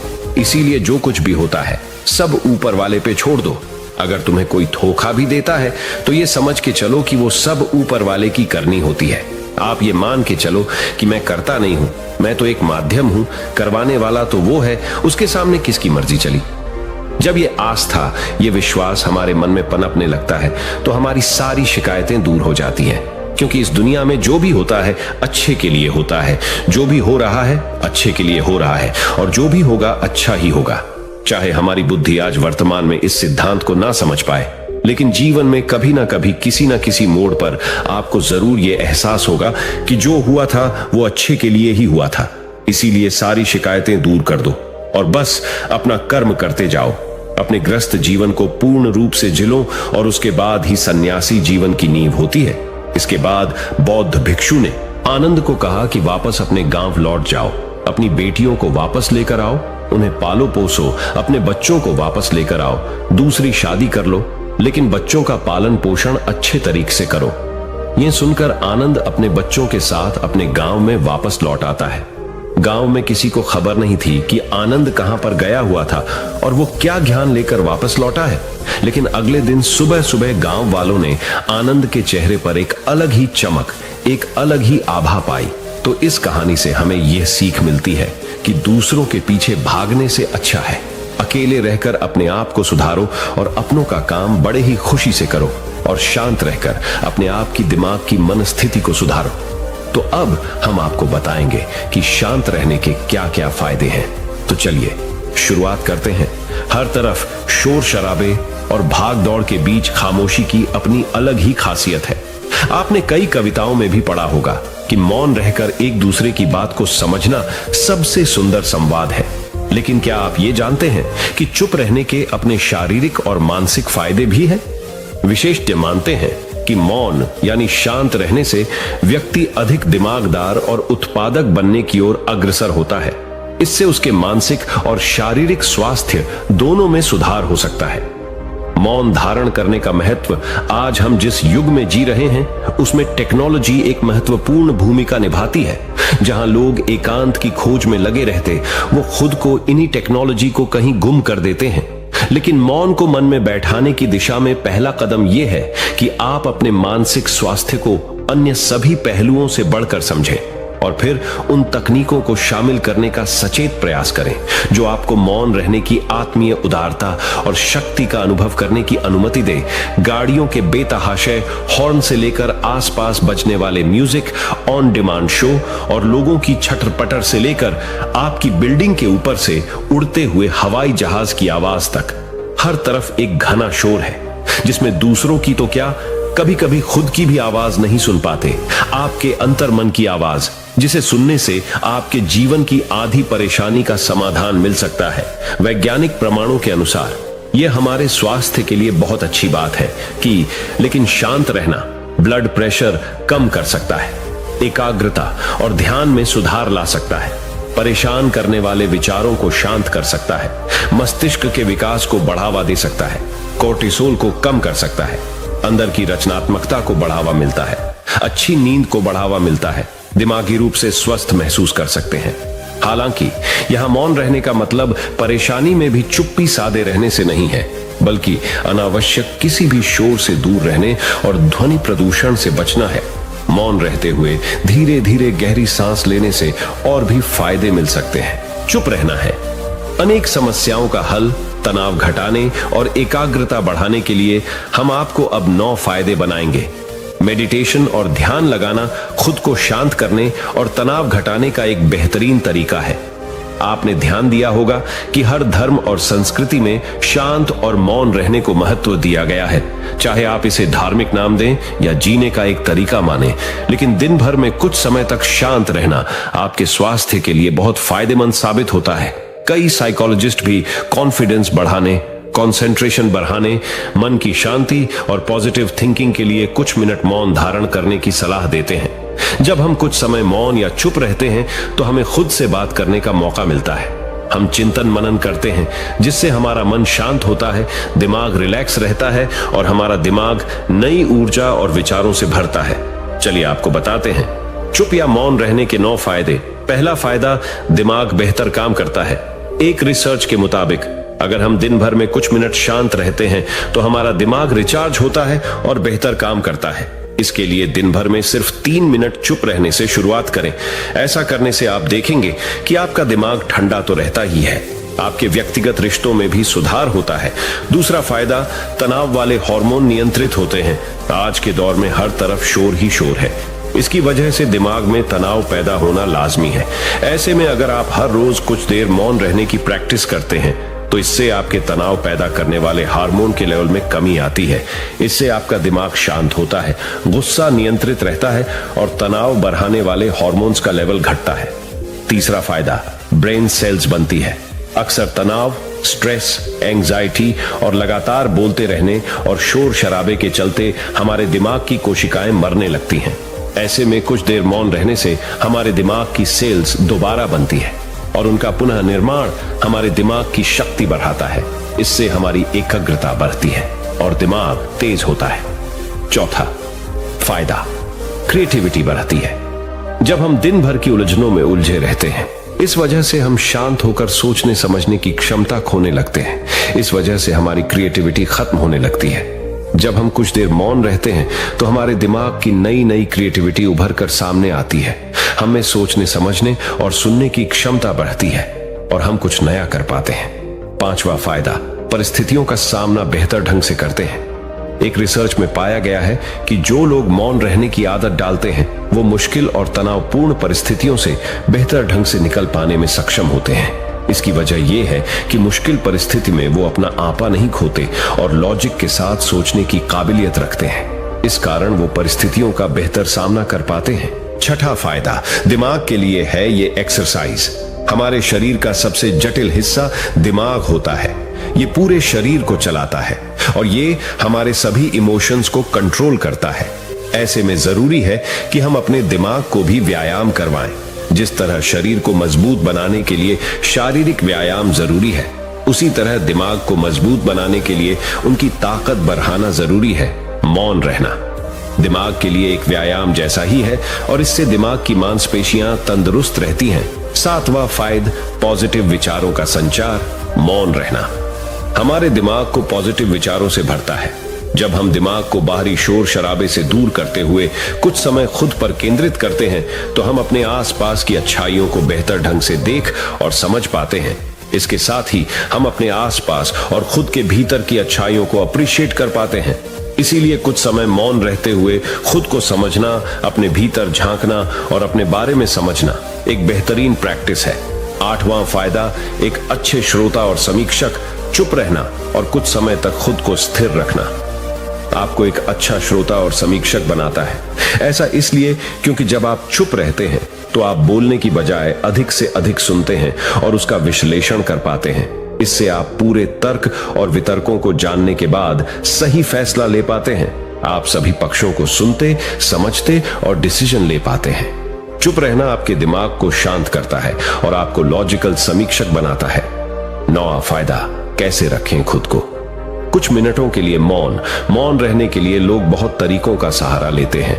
कुछ भगवान के नाम का जाप करते हैं, कुछ आपके कृत्यों का विश्लेषण करते, वहीं कुछ लोग माइंडफुलनेस प्रैक्टिस अपनाते हैं। चलिए आपको बताते हैं खुद से जोड़ ढाते हुए मौन धारण करने के कुछ आसान तरीके। माइंडफुलनेस एक बेहतरीन मेडिटेशन प्रैक्टिस है जो आपको शांत रखने के साथ ही एंजाइटी और दिमाग को कंट्रोल करने का काम करती है। इसके लिए आप ये स्टेप्स अपना सकते हैं। पहला स्टेप, सबसे पहले आराम की अवस्था में बैठ जाएं और अपनी आंखों को रिलैक्स करते हुए मूंद लें। दूसरा स्टेप, अब अपनी सांसों पर पूरा ध्यान केंद्रित करें।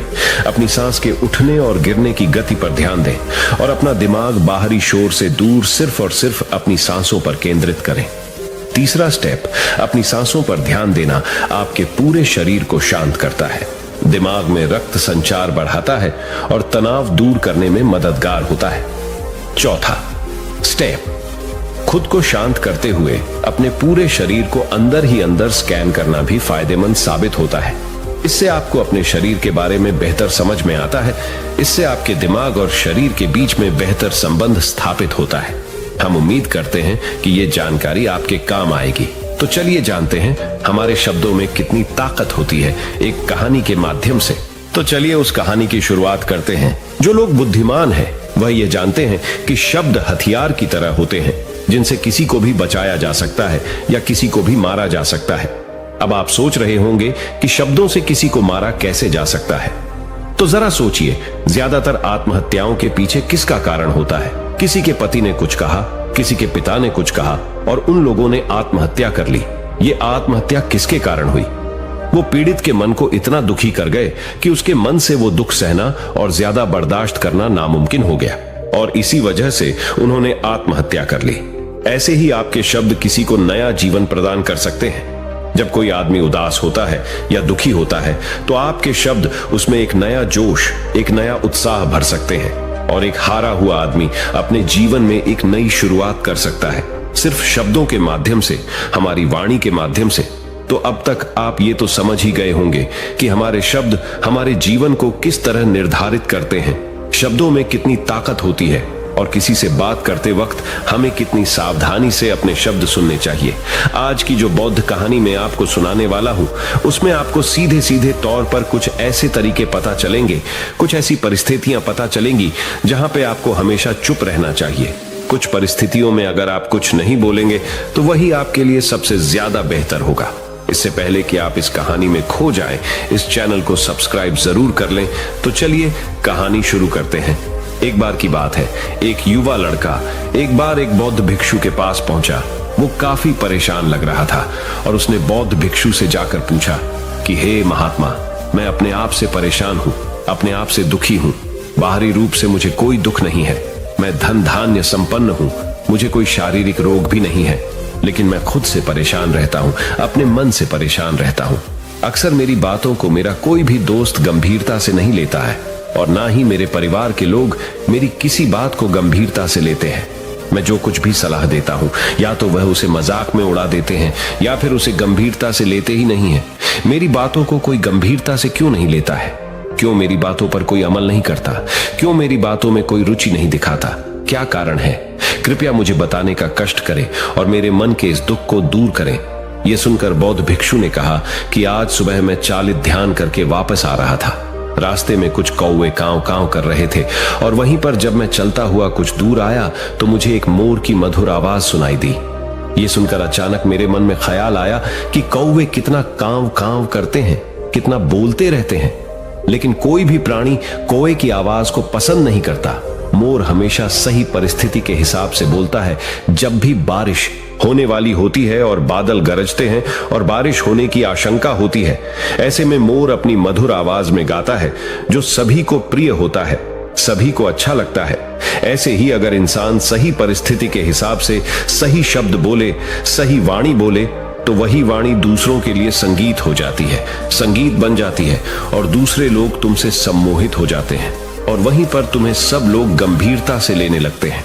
और दूसरी तरफ अगर तुम यूं ही बेफिजूल ऐसे ही बोलते रहते हो, बिना किसी बात के बोले चले जाते हो, तो फिर तुम्हें कोई गंभीरता से नहीं लेता।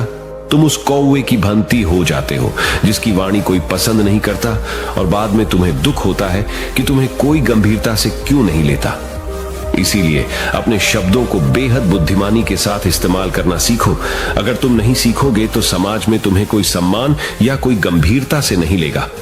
यह सुनकर वो युवा लड़का बोला कि हे महात्मा, मैं जानता हूं कि मैं ज्यादा बोलने की बीमारी से ग्रस्त हूं, मुझे इतना नहीं बोलना चाहिए, लेकिन मैं अपने आप पे काबू नहीं रख पाता और ना ही मैं इतना बुद्धिमान हूं कि मैं अपने शब्दों को नाप तोल कर बोल सकूं। मैं तो किसी से बात करते वक्त इतना सोचता भी नहीं कि मुझे अपने शब्द किस तरह इस्तेमाल करने हैं। कृपया करके कुछ ऐसी परिस्थितियां बता दीजिए जहां पर मुझे कम बोलना है या फिर बोलना ही नहीं है, हमेशा चुप रहना है। अगर आप मेरा ऐसे मार्गदर्शन कर सकते हैं तो मेरा जीवन आसान हो जाएगा और मुझे ज्यादा दिमाग या अपनी बुद्धि लगाने की भी जरूरत नहीं पड़ेगी। यह सुनकर बौद्ध भिक्षु ने मुस्कुराते हुए कहा कि बेटा, वैसे तो इंसान को हर परिस्थिति में सोच समझकर ही बोलना चाहिए, लेकिन अगर वो हमेशा होश में नहीं रह पाता है, ध्यान में नहीं रह पाता है, तो मैं तुम्हारे दैनिक जीवन की कुछ ऐसी परिस्थितियां बता रहा हूं जहां पर तुम्हें हमेशा चुप रहना है। अगर तुम ऐसी जगहों पर कुछ बोलोगे तो जहां तुम्हारा अपमान ही होगा या फिर तुम्हें कोई गंभीरता से नहीं लेगा। सबसे पहली जगह है, या यूं कहे ऐसी परिस्थिति जहां पर इंसान को हमेशा चुप रहना चाहिए, वो है जब किसी ऐसे विषय के बारे में बातचीत हो रही हो जिसके बारे में आपको कोई जानकारी ही नहीं है। तो ऐसी परिस्थिति में व्यर्थ में बीच में टांग अड़ाना, अपना ज्ञान देना, व्यर्थ का ज्ञान, आपको कुछ पता नहीं है लेकिन फिर भी आप अपना ज्ञान देने के लिए उत्सुक हैं, तो ऐसी जगह पर आपका अपमान ही होगा। जरा तुम खुद सोचो, जब कोई बीमार आदमी अपनी बीमारी के बारे में चर्चा कर रहा हो और आपको उस बीमारी के बारे में कोई भी ज्ञान नहीं है, लेकिन फिर भी आप व्यर्थ में, बेकार में उसे ऐसी ऐसी औषधियों बता रहे हैं जिनका उसकी बीमारी से कोई तालमेल ही नहीं है, तो ऐसे में आप अपनी प्रतिष्ठा अपने हाथों से खो रहे होते हैं और आपको पता ही नहीं होता। ऐसी परिस्थिति में आदमी को हमेशा सुनना चाहिए। ध्यान से सुनना भी एक कला होती है। अगर आप सुनने का दिखावा करेंगे तो कहीं ना कहीं सामने वाले आदमी को यह एहसास हो जाता है कि ये मेरी बात पूरे ध्यान से नहीं सुन रहा है। इसीलिए जब आपको किसी विषय के बारे में पूरी तरह से जानकारी ना हो तो वहां पर केवल अपने कान लगाना ही ज्यादा महत्वपूर्ण होता है, ज्यादा जरूरी होता है।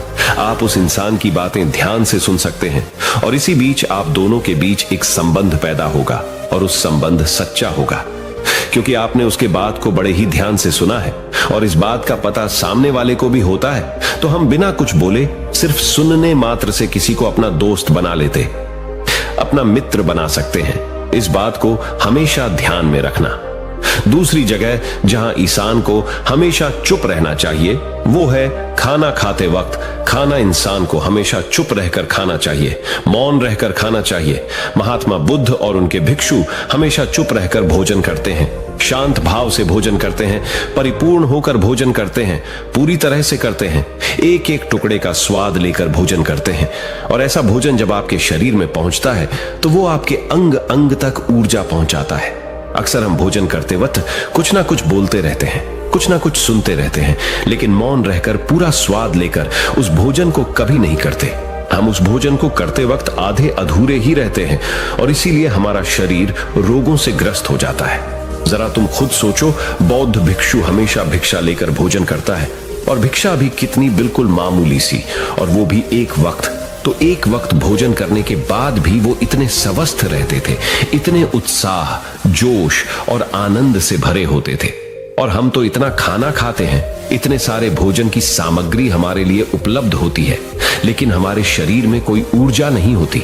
इसका सबसे बड़ा कारण होता है कि हम अपना भोजन होश में नहीं करते हैं, परिपूर्ण होकर नहीं करते हैं, मौन रहकर नहीं करते हैं। इसीलिए अपना भोजन हमेशा मौन रहकर ही करो। तीसरी जगह जहां पर अगर आपने चुप रहना सीख लिया तो इसका मतलब यह है कि आपने अपने ऊपर विजय हासिल कर ली। जी हां, गुस्से में शांत रहना या चुप रहना इतना आसान नहीं होता है। अक्सर हम गुस्से से भरकर कुछ ऐसे शब्द या अपशब्द बोल जाते हैं जिसका पछतावा हमें हमेशा बाद में होता रहता है। लेकिन जुबान से निकला हुआ शब्द वापस नहीं हो सकता, उस शब्द को मिटाया भी नहीं जा सकता।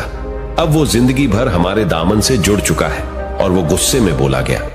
अब शब्द हमारे मन को समय समय पर बेचैन करता रहता है, दुखी करता रहता है, लेकिन गुस्से के वक्त चुप रहना सीखना भी एक बहुत बड़ी कला होती है। गुस्से में आदमी का अपने ऊपर काबू कहां रहता है, अपनी इंद्रियों को वश में कहां रख पाता है। इसीलिए इस कला को आप तभी सीख सकते हैं जब आप गुस्सा भी होश में रहकर कर पाए। जब भी आपको गुस्सा आए, आपके दिमाग में सिर्फ एक ही बात आए कि मुझे चुप रहना है, मुझे किसी से कुछ गाली गलौच नहीं करना, किसी को कोई अपशब्द नहीं बोलना। और जब ये विचार गुस्से के साथ जुड़ जाता है और धीरे धीरे ये आदत बन जाता है तो आप अपने गुस्से को भी काबू में करना सीख जाते हैं। जब भी कभी गुस्सा आए तो किसी को कुछ बोलने की बजाय कुछ शारीरिक व्यायाम करना शुरू कर, उछलना, भागना, दौड़ना, जिम करना, कुछ भी। आप ऐसा व्यायाम कर सकते हो जिसमें आपका शरीर थक जाए। आप पाएंगे कि जब आपका शरीर थक जाता है तो आपका मन भी शांत हो जाता है। आपने उस गुस्से की ऊर्जा को एक सकारात्मक रूप दे दिया। और यही बुद्धिमान व्यक्ति की पहचान होती है, जो दूसरों के तानों से भी अपना घर बना लेता है, अपनी कामयाबी के रास्ते निकाल लेता है। वही सच में बुद्धिमान आदमी है। जो जहर को भी दवा बनाकर इस्तेमाल करना सीख जाए वही असली बुद्धिमान होता है। चौथी जगह जहां आप चुप रहेंगे तो आपके लिए वही सबसे ज्यादा बेहतर होगा, वही आपको सम्मान दिलाएगा। चौथी जगह है जब चार लोग आपस में बैठकर बातें कर रहे हो, कोई बैठक कर रहे हो, तो वहां पर जब चार लोग बात कर रहे होते हैं तो चारों लोग एक साथ तो बात कर नहीं सकते। एक बार में एक व्यक्ति बोलेगा और तीन सुनेंगे, तभी वो बैठक कामयाब हो पाएगी, तभी वो चर्चा सही रूप में आगे बढ़ पाएगी।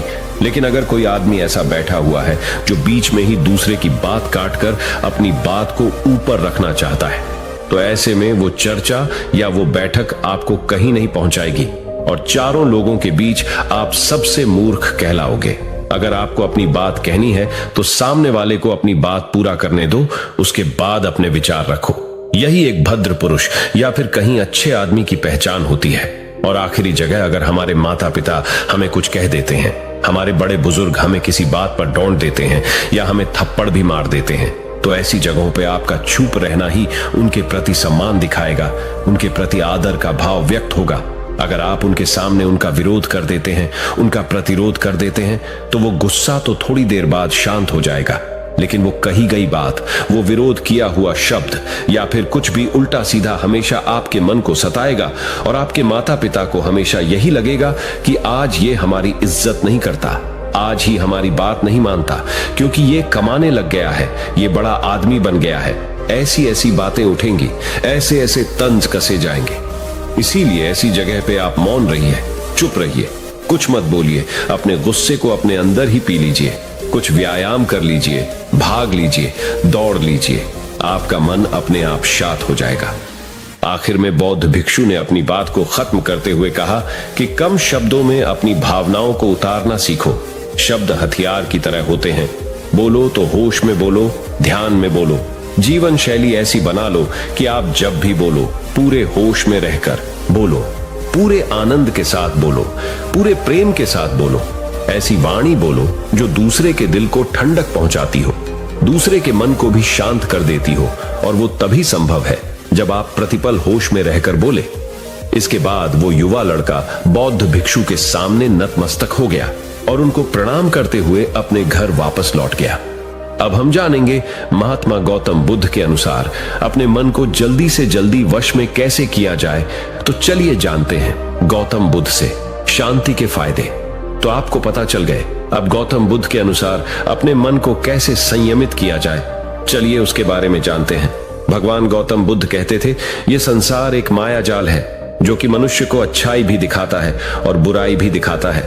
कभी सुंदरता दिखाता है तो कभी दुर्बलता दिखाता है। कभी यह संसार मनुष्य को आकर्षित करता है और कभी कभी मनुष्य को इतना उलझा देता है कि मनुष्य को खुद के जीवन का ध्यान ही नहीं रहता। इसलिए संसार के माया जाल से बचने के लिए भगवान गौतम बुद्ध कहते हैं, जो पुरुष अपने खुद के इंद्रियों से कभी नहीं हारा, वह संसार से या पूरे ब्रह्मांड के किसी भी चीज से कभी हार ही नहीं सकता। वह मनुष्य जहां भी हो उसकी विजय निश्चित है। दोस्तों, आपको बता दें कि इंद्रियों का मतलब होता है कान, नाक, त्वचा, जीभ, हाथ। इन 5 शरीर के भागों को मुख्य इंद्रियां कहा जाता है। इन इंद्रियों को जो पुरुष या स्त्री अपने मन से संयमित कर पाते हैं, वह पुरुष या स्त्री बड़ी ही आसानी से संसार के महासागर को पार कर लेते हैं। यानी कि किसी भी चीज से वह आकर्षित नहीं होते और अपना कर्म बड़े ही विश्वास के साथ करते रहते हैं। ऐसे ही मनुष्य संसार में या इस लोक में या परलोक में बार बार विजयी होते रहते हैं। तो चलिए जानते हैं कि हमारे मन को कैसे वश में किया जाए ताकि हम इस संसार के माया जाल में फिर से ना फंसे। भगवान गौतम बुद्ध कहते हैं, मन को वश में करने के लिए सबसे पहले आपको यह जानना होगा कि आपके शरीर से श्रेष्ठ आपकी इंद्रियां होती है, आपकी इंद्रियों से श्रेष्ठ आपका मन होता है और आपके मन से श्रेष्ठ आपकी बुद्धि होती है, और अंततः बुद्धि से श्रेष्ठ आपका आत्मा होता है और आत्मा से भी श्रेष्ठ परमात्मा होते हैं, यानी भगवान होते हैं।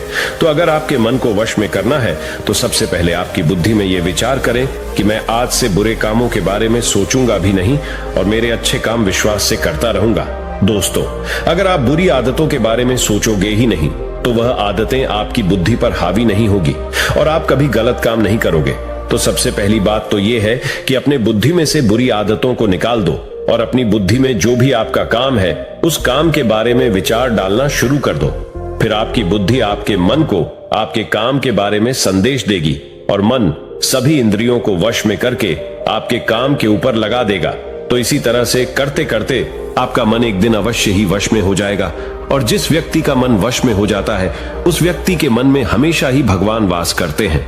तो देखा दोस्तों, मन को वश में करने के लिए सबसे पहले आपको अपनी बुद्धि को अपने काम के बारे में ज्ञान देना होगा और बुद्धि में से बुरी आदतों को बिल्कुल निकलना होगा, यानी कि उनके बारे में सोचना ही छोड़ना होगा। तब जाकर आप अपने मन को वश में अवश्य ही कर पाओगे। और जब आप पूर्णतः आप अपने मन को वश में कर लोगे, तब आपके लिए सुख दुख सर्दी गर्मी और मान अपमान सब एक जैसा होगा और आप इस दुनिया के माया से परे हो जाओगे। आपको कोई भी चीज आकर्षित नहीं कर पाएगी, उल्टा आपसे ही लोग आकर्षित होंगे और आप जैसा भी काम करते हैं, लोग भी आपको देखकर वैसा ही काम करेंगे और लोगों को आप एक आकर्षित और बुद्धिमान मनुष्य लगोगे। इसलिए हमारे भागवत गीता में भगवान कृष्ण ने यह कहा है कि मन का सारा खेल है, मन के हारे हार है और मन के जीते जीत है। ऐसा ही हमारे भगवान बुद्ध ने और ना जाने कितने सफल लोगों ने कहा है। भगवान बुद्ध ने कहा है कि जिसने अपने मन को वश में कर लिया है, उसकी जीत को देवता भी हार में नहीं बदल सकते हैं। अर्थात मन को वश में करने का नाम ही आत्म संयम है, जिसका अर्थ है अपने आप को वश में करना, अर्थात मन वचन और कर्म पर अधिकार प्राप्त करना, ताकि शरीर से कोई अशुभ कार्य न होने पाए, जिससे कोई अपशब्द न निकले और मन में कभी अशुभ विचार न उठने पाए। यदि मनुष्य अपनी इंद्रियों का प्रयोग उचित ढंग से करता है, तो ही उस मनुष्य को दूसरों को ज्ञान देने का अधिकार है। यदि उसका अपने मन पर अधिकार नहीं है, उचित और अनुचित का ज्ञान नहीं है, तो वह मनुष्य के पद से गिरकर अन्य योनियों में गिने जाने योग्य हो सकता है। एक कथन है कि हम जैसा सोचते हैं वैसा ही बन जाते हैं। वास्तव में यह विचार नहीं, अपितु विचारों का संसार है। हमारी सोच और विचारों का प्रभाव हमारे मन पर गहरा असर छोड़ देता है। मनुष्य के मन में विचार ही बार बार उभर कर आते हैं, जो मनुष्य को दिशा देने का काम करते हैं। विचार ही मस्तिष्क को गति प्रदान करते हैं और गलत विचार क्रोध की ओर जाने को विवश करते हैं। यह हमारी भूल है कि हम सोचते हैं कि वचनों की कोई शक्ति नहीं है। संसार में जो भी हुआ, जो भी हो रहा है और जो भी होगा, सब हमारे कर्म के प्रभाव से हुआ है। और जो हो सकता है और आगे जो होगा, वह कर्म की शक्ति से होता है, वह विचारों की शक्ति होती है। यदि हमारे अंदर आत्म संयम नहीं है, तो आत्मिकता का धन हमारे हाथ नहीं आ सकता है। हम इंद्रियों के जाल में फंसकर पहले तो निर्मल होंगे, फिर अपमानित होते हुए पहले अपना अनिष्ट करेंगे और फिर किसी और का करेंगे। यह सच है कि जो लोग दूसरों के लिए सोचते हैं, उनका मन विश्वासपूर्ण विचारों का स्रोत है। इसलिए यदि बुराई से बचना हो, तो अपनी दिशा को भलाई की और मोद्रा देना चाहिए। वास्तव में यदि आप जीतना ही चाहते हैं, तो सबसे पहले आत्म संयम की आदत डाल लें, क्योंकि संयम का अर्थ ही है अपनी बिखरी हुई शक्तियों को निश्चित दिशा देना। मान लीजिए जिस कार्य को नहीं करना है, और जब उसे ही करने के लिए मन आकर्षित करता है, तो आप उसे प्रयास पूर्वक रोकने के लिए मन बना लें। उसे ही आत्म संयम कहते हैं। संयम का अर्थ है जब हम आकर्षणों की ओर जाने के लिए हमारा मन सहज रूप से रुक जाए।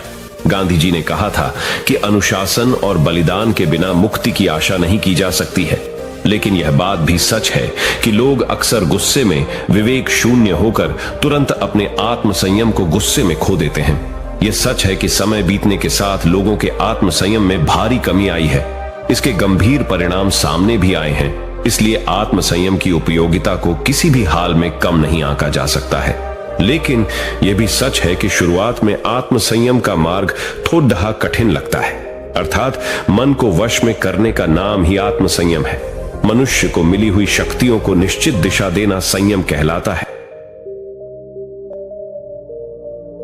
जीवन में असंभव कुछ भी नहीं है। जब जागो तब सवेरा होता है। अगर आपको यह लगता है कि मेरे जीवन में बहुत से बुरे काम किए हुए हैं और अब इन गलत कामों को सुधारने के लिए कोई भी विकल्प नहीं है, तो आपको गौतम बुद्ध के जीवन की यह कहानी एक बार अवश्य सुननी चाहिए। तो चलिए कहानी को शुरू करते हैं। एक दिन एक किसान बुद्ध के पास आया और बोला, महाराज, मैं एक साधारण किसान हूं। बीज बोकर, हल चलाकर अनाज उत्पन्न करता हूं और तब उसे ग्रहण करता हूं, किंतु इससे मेरे मन को तसल्ली नहीं मिलती। मैं कुछ ऐसा करना चाहता हूं जिससे मेरे खेत में अमृतत्व के फल उत्पन्न हो। आप मुझे मार्गदर्शन दीजिए जिससे मेरे खेत में अमृतत्व के फल उत्पन्न होने लगें। बात सुनकर बुद्ध मुस्कुराकर बोले, भले व्यक्ति, तुम्हें अमृतत्व का फल तो अवश्य मिल सकता है, किंतु इसके लिए तुम्हें खेत में बीज न बोकर अपने मन में बीज बोने होंगे। यह सुनकर किसान हैरानी से बोला, प्रभु आप यह क्या कह रहे हैं? भला मन के बीज बोकर भी फल प्राप्त हो सकते हैं? बुद्ध बोले, बिल्कुल हो सकते हैं, और इन बीजों से तुम्हें जो फल प्राप्त होंगे वे वाकई साधारण न होकर अद्भुत होंगे, जो तुम्हारे जीवन को भी सफल बनाएंगे और तुम्हें नेकी की राह दिखाएंगे। किसान ने कहा, प्रभु तब तो मुझे अवश्य बताइए कि मैं मन में बीज कैसे बोऊं? बुद्ध बोले, तुम मन में विश्वास के बीज बो, विवेक का हल चलाओ, ज्ञान के जल से उसे सींचो और उसमें नम्रता का उर्वरक डालो। इससे तुम्हें अमृतत्व का फल प्राप्त होगा। उसे खाकर तुम्हारे सारे दुख दूर हो जाएंगे और तुम्हें असीम शांति का अनुभव होगा। बुद्ध से अमृतत्व के फल की प्राप्ति की बात सुनकर किसान की आंखें खुल गईं। वह समझ गया कि अमृतत्व का फल सद्विचारों के द्वारा ही प्राप्त किया जा सकता है। गौतम बुद्ध किसी उपवन में विश्राम कर रहे थे। तभी बच्चों का एक झुंड आया और पेड़ पर पत्थर मारकर आम गिराने लगा। एक पत्थर बुद्ध के सर पर लगा और उससे खून बहने लगा। बुद्ध की आंखों में आंसू आ गए। बच्चों ने देखा तो भयभीत हो गए। उन्हें लगा कि अब बुद्ध उन्हें भला बुरा कहेंगे। बच्चों ने उनके चरण पकड़ लिए और उनसे क्षमा याचना करने लगे। उनमें से एक बच्चे ने कहा, हमसे बड़ी भूल हो गई है, मेरी वजह से आपको पत्थर लगा और आपके आंसू आ गए। इस पर बुद्ध ने कहा, बच्चों मैं इसलिए दुखी हूं कि तुमने आम के पेड़ पर पत्थर मारा तो पेड़ ने बदले में तुम्हें मीठे फल दिए, लेकिन मुझे मारने पर मैं तुम्हें सिर्फ भय दे सका। एक बार भगवान बुद्ध अपने अनुयायियों के साथ किसी गांव में उपदेश देने जा रहे थे। उस गांव से पूर्व ही मार्ग में उन लोगों को जगह जगह बहुत सारे गड्ढे खुदे हुए मिले। बुद्ध के एक शिष्य ने उन गड्ढों को देखकर जिज्ञासा प्रकट की, आखिर इस तरह के गड्ढे खुदे होने का तात्पर्य क्या है? बुद्ध बोले, पानी की तलाश में किसी व्यक्ति ने इतने गड्ढे खोदे हैं। यदि वह धैर्यपूर्वक एक ही स्थान पर गड्ढा खोदता तो उसे पानी अवश्य मिल जाता, पर वह थोड़ी देर गड्ढा खोदता और पानी न मिलने पर दूसरा गड्ढा खोदना शुरू कर देता। व्यक्ति को परिश्रम करने के साथ धैर्य भी रखना चाहिए। एक बार भगवान बुद्ध भिक्षा के लिए एक किसान के यहाँ पहुंचे। तथागत को भिक्षा के लिए आया देखकर किसान उपेक्षा से बोला, श्रमण मैं हल जोतता हूं और तब खाता हूं। तुम्हें भी हल जोतना और बीज बोना चाहिए और तब खाना खाना चाहिए। बुद्ध ने कहा, महाराज मैं भी खेती ही करता हूं। इस पर किसान को जिज्ञासा हुई। बोले, गौतम मैं न तुम्हारा हल देखता हूं, न बैल और न खेती के स्थल, तब आप कैसे कहते हैं कि आप भी खेती ही करते हैं? आप कृपया अपनी खेती के संबंध में समझाइए। बुद्ध ने कहा, महाराज मेरे पास श्रद्धा का बीज, तपस्या रूपी वर्षा, प्रजा रूपी जोत और हल है, पाप भीरुता का दंड है, विचार रूपी रस्सी है, स्मृति और जागरूकता रूपी हल की फाल और पेनी है। मैं वचन और कर्म में संयत रहता हूं। मैं अपनी इस खेती को बेकार घास से मुक्त रखता हूं और आनंद की फसल काट लेने तक प्रयत्नशील रहने वाला हूं। अप्रमाद मेरा बैल है जो बाधाएं देखकर भी पीछे मुंह नहीं मोड़ता है। वह मुझे सीधा शांति धाम तक ले जाता है। इस प्रकार मैं अमृत की खेती करता हूं। एक बार बुद्ध से मल्लुक्य पुत्र ने पूछा, भगवान आपने आज तक यह नहीं बताया कि मृत्यु के उपरांत क्या होता है। उसकी बात सुनकर बुद्ध मुस्कुराए। फिर उन्होंने उससे पूछा, पहले मेरी एक बात का जवाब दो। अगर कोई व्यक्ति कहीं जा रहा हो और अचानक कहीं से आकर उसके शरीर में एक विषबुझा बाण घुस जाए तो उसे क्या करना चाहिए? पहले शरीर में घुसे बाण को हटाना ठीक रहेगा या फिर देखना कि बाण किधर से आया है और किसे लक्ष्य कर मारा गया है? मल्लु के पुत्र ने कहा, पहले तो शरीर में घुसे बाण को तुरंत निकालना चाहिए, अन्यथा विष पूरे शरीर में फैल जाएगा। बुद्ध ने कहा, बिल्कुल ठीक कहा तुमने। अब यह बताओ कि पहले इस जीवन के दुखों के निवारण का उपाय किया जाए या मृत्यु की बाद की बातों के बारे में सोचा जाए? मलुक के पुत्र अब समझ चुका था और उसकी जिज्ञासा शांत हो गई। एक दिन एक व्यक्ति बुद्ध के पास पहुंचा। वह बहुत अधिक तनाव में था।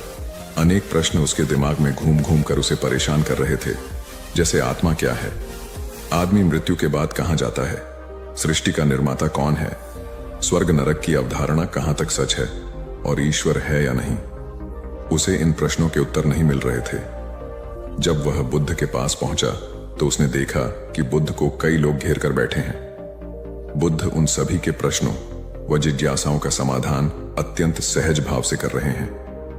काफी देर तक यह क्रम चलता रहा, किंतु बुद्ध धैर्यपूर्वक हर एक को संतुष्ट करते रहे। बेचारा व्यक्ति वहां का हाल देखकर परेशान हो गया। उसने सोचा कि इन्हें दुनियादारी के मामलों में पड़ने से क्या लाभ, अपना भगवत भजन करें और बुनियादी समस्याओं से ग्रस्त इन लोगों को भगाए। किंतु बुद्ध का व्यवहार देखकर तो ऐसा लग रहा था मानो इन लोगों का दुख उनका अपना दुख है। आखिर उस व्यक्ति ने पूछ ही लिया, महाराज, आपको इन सांसारिक बातों से क्या लेना देना? बुद्ध बोले, मैं ज्ञानी नहीं हूं और इंसान हूं। वैसे भी वह ज्ञान किस काम का जो इतना घमंडी और आत्मकेंद्रित हो कि अपने अतिरिक्त दूसरे की चिंता ही न कर सके। ऐसा ज्ञान तो अज्ञान से भी बुरा है। बुद्ध की बातें सुनकर व्यक्ति की उलझन दूर हो गई। उस दिन से उसकी सोच व आचरण दोनों बदल गए। कथा का सार यह है कि ज्ञान तभी सार्थक होता है जब वह लोक कल्याण में संलग्न हो। महात्मा बुद्ध एक गांव में ठहरे हुए थे। वे प्रतिदिन शाम को वहां पर सत्संग करते थे। भक्तों की भीड़ होती थी क्योंकि उनके प्रवचनों से जीवन को सही दिशा बोध प्राप्त होता था। बुद्ध की वाणी में गजब का जादू था। उनके शब्द श्रोता के दिल में उतर जाते थे। एक युवक प्रतिदिन बुद्ध का प्रवचन सुनता था। एक दिन जब प्रवचन समाप्त हो गए तो वह बुद्ध के पास गया और बोला, महाराज, मैं काफी दिनों से आपके प्रवचन सुन रहा हूं, किंतु यहां से जाने के बाद मैं अपने गृहस्थ जीवन में वैसा सदाचरण नहीं कर पाता जैसा यहां से सुनकर जाता हूं। इससे सत्संग के महत्व पर शंका भी होने लगती है। बताइए, मैं क्या करूं? बुद्ध ने युवक को बांस की एक टोकरी देते हुए उसमें पानी भरकर लाने के लिए कहा। युवक टोकरी में जल भरने में असफल रहा। बुद्ध ने यह कार्य निरंतर जारी रखने के लिए कहा। युवक प्रतिदिन टोकरी में जल भरने का प्रयास करता, किंतु सफल नहीं हो पाता। कुछ दिनों बाद बुद्ध ने उससे पूछा, इतने दिनों से टोकरी में लगातार जल डालने से क्या टोकरी में कोई फर्क नजर आया? युवक बोला, एक फर्क जरूर नजर आया है। पहले टोकरी के साथ मिट्टी जमा होती थी, अब वह साफ दिखाई देती है। कोई गंदगी नहीं दिखाई देती है और इसके छेद पहले जितने बड़े नहीं रह गए, वे बहुत छोटे हो गए हैं। तब बुद्ध ने उसे समझाया, यदि इसी तरह उसे पानी में निरंतर डालते रहोगे तो कुछ ही दिनों में ये छेद फूल कर बंद हो जाएंगे और टोकरी में पानी भर पाओगे। इसी प्रकार जो निरंतर सत्संग करते हैं उनका मन एक दिन अवश्य निर्मल हो जाता है। अवगुणों के छिद्र भरने लगते हैं और गुणों का जल भरने लगता है।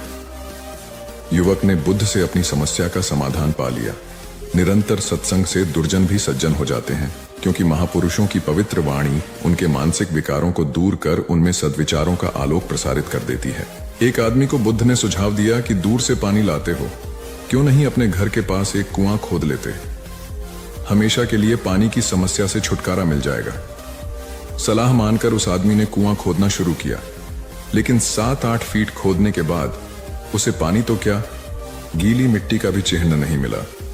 उसने वह जगह छोड़कर दूसरी जगह खुदाई शुरू की, लेकिन 10 फीट खोदने के बाद भी उसमें पानी नहीं निकला।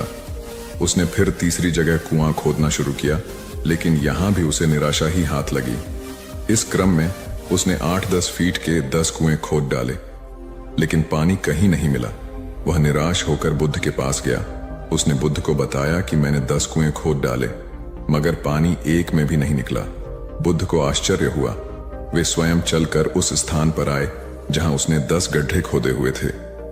बुद्ध ने उन गड्ढों की गहराई देखी और सारा माजरा समझ गए। फिर वे बोले, 10 कुएं खोदने की बजाय एक कुएं में ही तुम अपना सारा परिश्रम लगाते तो पानी कब का मिल गया होता। तुम सब गड्ढों को बंद कर दो, केवल एक को गहरा करते जाओ, पानी निकल आएगा। उसने बुद्ध की बात मानकर ऐसा ही किया। परिणाम स्वरूप कुआं पूर्ण होते ही पानी निकल आया। सबने भगवान बुद्ध की जय जयकार की। धन्ना सेठ के पास 7 पुश्तों के पालन पोषण जितना धन था। उसका व्यापार चारों तरफ फैला हुआ था, किंतु फिर भी उसका मन अशांत रहता था। कभी धन की सुरक्षा की चिंता तो कभी व्यापारिक प्रतिस्पर्धा में आगे निकलने का तनाव। चिंता और तनाव के कारण वह अस्वस्थ रहने लगा। उसके मित्र ने उसकी गिरती दशा देखी तो उसे बुद्ध के पास जाने की सलाह दी। सेठ बुद्ध के पास पहुंचा और अपनी समस्या बताई। बुद्ध ने उसे सांत्वना देते हुए कहा, तुम घबराओ मत, तुम्हारा कष्ट अवश्य दूर होगा, बस तुम यहाँ कुछ दिन रहकर ध्यान किया करो। बुद्ध के कहे अनुसार सेठ ने रोज ध्यान करना शुरू कर दिया, किंतु सेठ का मन ध्यान में नहीं लगा। वह जैसे ही ध्यान करने बैठता उसका मन फिर अपनी दुनिया में चला जाता। उसने बुद्ध को यह बात बताई, किंतु बुद्ध ने कोई उपाय नहीं बताया।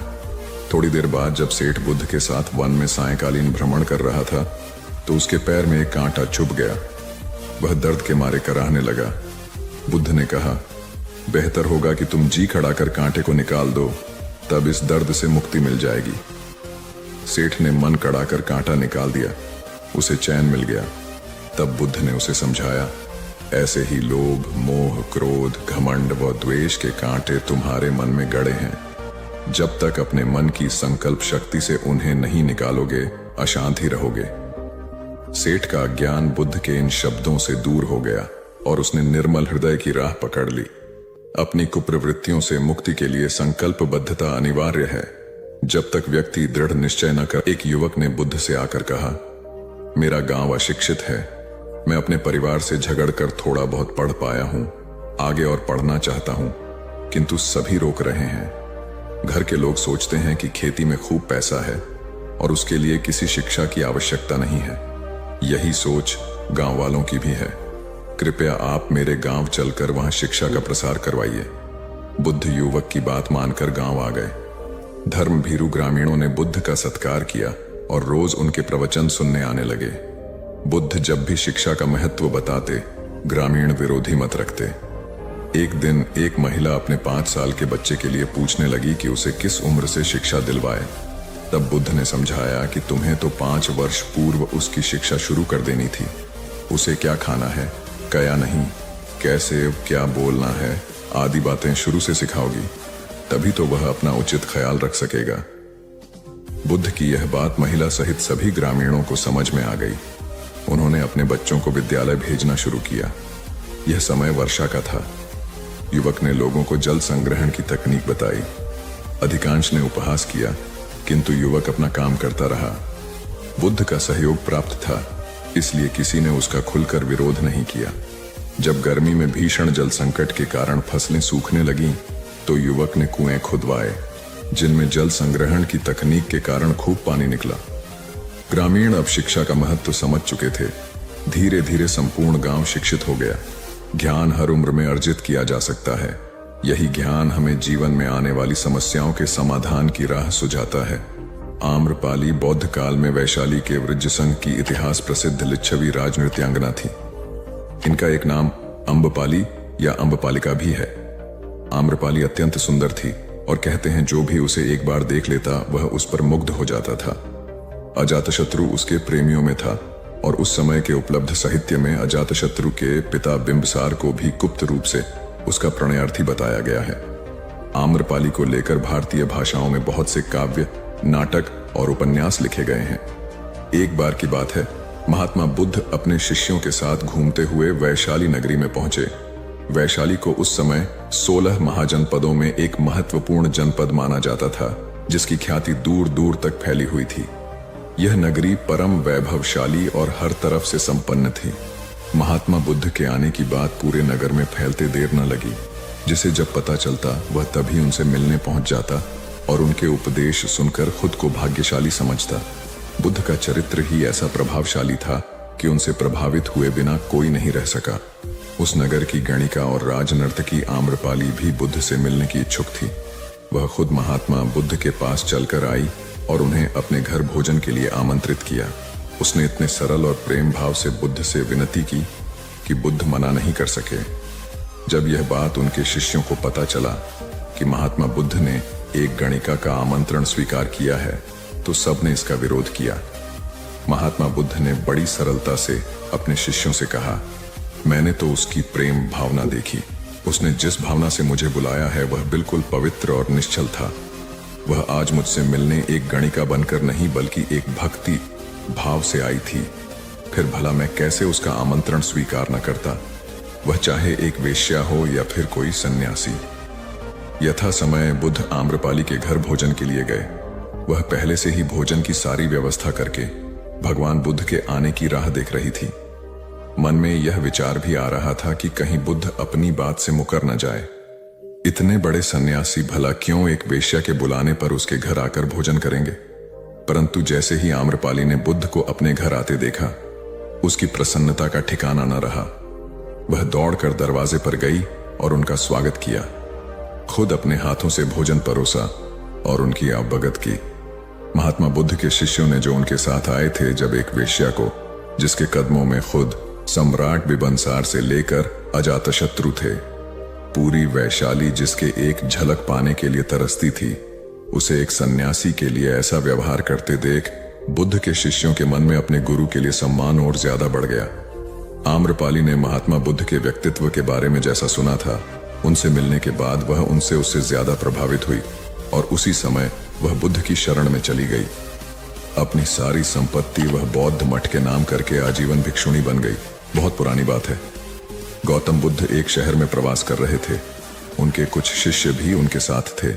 उनके शिष्य एक दिन शहर में घूमने निकले तो उस शहर के लोगों ने उन्हें बहुत बुरा भला कहा। शिष्यों को बहुत बुरा लगा और वे वापस लौट गए।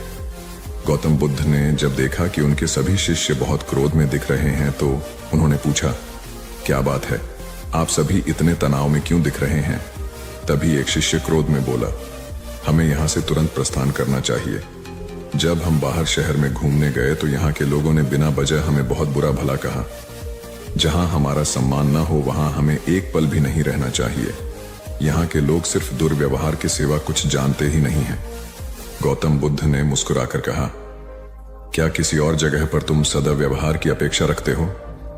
दूसरा शिष्य बोला, इस शहर से तो भले लोग ही होंगे। तब गौतम बुद्ध बोले, किसी जगह को सिर्फ इसलिए छोड़ देना गलत होगा कि वहां के लोग दुर्व्यवहार करते हैं। हम तो संत हैं, हमें तो कुछ ऐसा करना चाहिए कि जिस स्थान पर भी जाएं, उस स्थान को तब तक न छोड़े जब तक अपनी अच्छाइयों से वहां के लोगों को सुधार न दें। हम जिस भी स्थान पर जाएं, वहां के लोगों का कुछ न कुछ भला करके ही वापस लौटें। हमारे अच्छे व्यवहार के बाद वह कब तक बुरा व्यवहार करेंगे? आखिर में उन्हें सुधरना ही होगा। वास्तविकता में संतों का कार्य तो ऐसे लोगों को सुधारना ही होता है। सही चुनौती वो है जब हम विपरीत परिस्थितियों में खुद को साबित कर सकें। ये सभी बातें सुनकर बुद्ध के प्रिय शिष्य आनंद ने प्रश्न किया, उत्तम व्यक्ति किसे कहते हैं? इस पर बुद्ध ने जवाब दिया, जिस प्रकार युद्ध में बढ़ता हुआ हाथी चारों तरफ के तीर सहते हुए भी आगे बढ़ता जाता है, ठीक उसी तरह उत्तम व्यक्ति भी दूसरों के अपशब्दों को सहते हुए अपना कार्य करता रहता है। खुद को वश में करने वाले प्राणी से उत्तम कोई और नहीं हो सकता। गौतम बुद्ध की बात शिष्यों को अच्छी तरह से समझ में आ गई और उन्होंने वहां से जाने का इरादा त्याग दिया। एक बार गौतम बुद्ध से अभय राजकुमार ने प्रश्न किया कि क्या श्रवण गौतम कभी कठोर वचन कहते हैं? उसने सोच रखा था कि नहीं कहने पर वह बताएगा कि एक बार उन्होंने देवदत्त को नरकगामी कहा था, और यदि हां कहे तो उसने पूछा, जा सकता है कि जब आप कठोर शब्दों का प्रयोग करने से स्वयं को रोक नहीं पाते, तब दूसरों को ऐसा उपदेश कैसे देते हैं? बुद्ध ने अभय के प्रश्न का आशय जान लिया। उन्होंने कहा, इसका उत्तर न तो हाँ में दिया जा सकता है और न नहीं में। अभय की गोद में उस समय एक छोटा बालक था। उसकी ओर इशारा करते हुए बुद्ध ने पूछा, राजकुमार, यदि दाई के अनजाने में यह बालक अपने मुख में काट का टुकड़ा डाल ले, तब तुम क्या करोगे? मैं उसे निकालने का प्रयास करूंगा। यदि वह आसानी से ना निकल सकता हो तो बाएं हाथ से उसका सिर पकड़कर दाहिने हाथ की उंगली को टेढ़ा करके उसे निकालूंगा। यदि खून निकलने लगे तो भी मेरा यही प्रयास रहेगा कि वह काट का टुकड़ा किसी न किसी तरह बाहर निकल आए। ऐसा क्यों? इसलिए कि भंते, इसके प्रति मेरे मन में अनुकंपा है। राजकुमार, ठीक इसी तरह तथागत जिस वचन के बारे में जानते हैं कि यह मिथ्या या अनर्थकारी है और उससे दूसरों के हृदय को ठेस पहुंचती है, तब उसका वे कभी उच्चारण नहीं करते। पर इसी तरह जो वचन उन्हें सत्य और हितकारी प्रतीत होते हैं तथा दूसरों को प्रिय लगते हैं, उनका वे सदैव उच्चारण करते हैं। इसका कारण यही है कि तथागत के मन में सभी प्राणियों के प्रति अनुकंपा है। एक बार वैशाली के बाहर जाते धम्म प्रचार के लिए जाते हुए गौतम बुद्ध ने देखा कि कुछ सैनिक तेजी से भागती हुई एक लड़की का पीछा कर रहे हैं। वह डरी हुई लड़की एक कुएं के पास जाकर खड़ी हो गई। वह हाँफ रही थी और प्यासी भी थी। बुद्ध ने उस बालिका को अपने पास बुलाया और कहा कि वह उनके लिए कुएं से पानी निकाले, स्वयं भी पिए और उन्हें भी पिलाए। इतनी देर में सैनिक भी वहां पहुंच गए। बुद्ध ने उन सैनिकों को हाथ के संकेत से रुकने को कहा।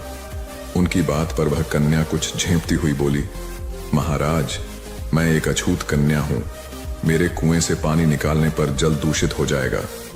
बुद्ध ने उससे फिर कहा, पुत्री, बहुत जोर की प्यास लगी है, पहले तुम पानी पिलाओ।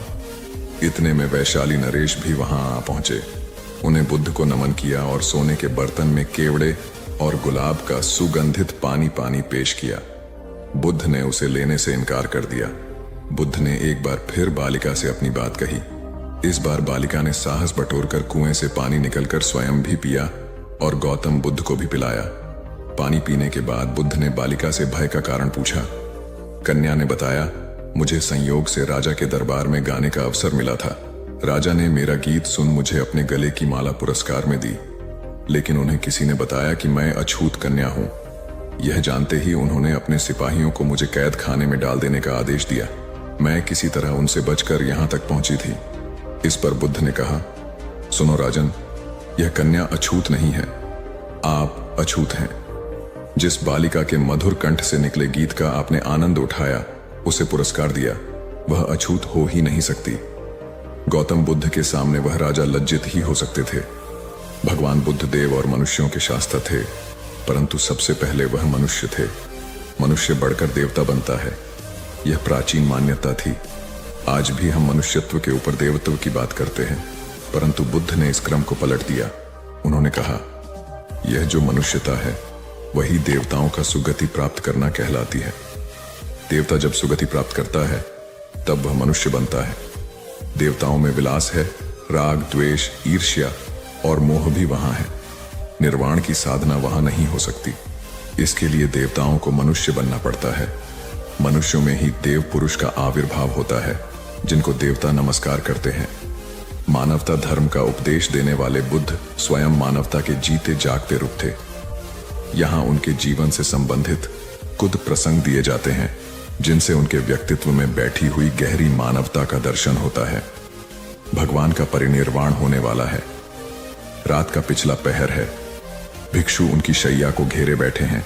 बुद्ध उन्हें उपदेश दे रहे हैं। कह रहे हैं, भिक्षुओं, बुद्ध, धर्म और संघ के विषय में कुछ शंका हो तो पूछ लो। पीछे मलाल मत करना कि भगवान हमारे सामने थे, पर हम उनसे कुछ पूछ ना सके। कोई शिष्य नहीं बोलता। भगवान 3 बार कहते हैं, पर कोई भिक्षु कुछ पूछने को नहीं उठता। भगवान को शंका होती है कि कहीं वे उनके गौरव का विचार करके पूछने में संकोच तो नहीं कर रहे। इसलिए वह कहते हैं, शायद भिक्षुओं, तुम मेरे गौरव के कारण नहीं पूछ रहे। जैसे मित्र मित्र से पूछता है, वैसे तुम मुझसे पूछो, तो प्रबंध हो गया। यह कहकर वहां से जाने लगा। उधर हिरण और कौआ अपने मित्र को ऐसे शिकारी के कैद में देखकर दुखी होने लगे। तभी शिकारी भोजन में कछुए को खाने वाला है। यह सुनकर हिरण और कौवे ने एक योजना बनाई। कौवे ने हिरण को कहा कि जैसे ही शिकारी यहां से जब जाने लगेगा, तब तुम उसके सामने जाना। जब शिकारी तुम्हें देखेगा तो अपनी पोटली जमीन पर रखकर तुम्हें पकड़ने के लिए जैसे ही दौड़ेगा, मैं जमीन पर रखी हुई पोटली पकड़कर उड़ जाऊंगा और तुम वहां से भाग जाना। जैसे ही शिकारी वहां से जाने लगा, हिरनी उसके सामने आ गई। शिकारी ने हिरनी को पकड़ने के लिए पोटली जैसे ही जमीन पर रखी, कौआ अपनी चोंच में पोटली पकड़कर उड़ गया। शिकारी हिरण को पकड़ने के लिए दौड़ा और पीछे मुड़कर देखा, कौआ पोटली चोंच में पकड़कर उड़ रहा था और इधर हिरण पलक झपटे ही भाग गई। शिकारी निराश होकर घर लौट गया। कौवे ने पोटली को महफूज जगह पर रखा और कछुए को शिकारी के चंगुल से आजाद कराया और तीनों मित्र आनंद से रहने लगे। इससे हमें यह सीख मिलती है कि असली दोस्ताना वही जो समय पर काम आए। एक किसान था जिसके 2 बेटे थे। वह बहुत ही आलसी और निकम्मे थे।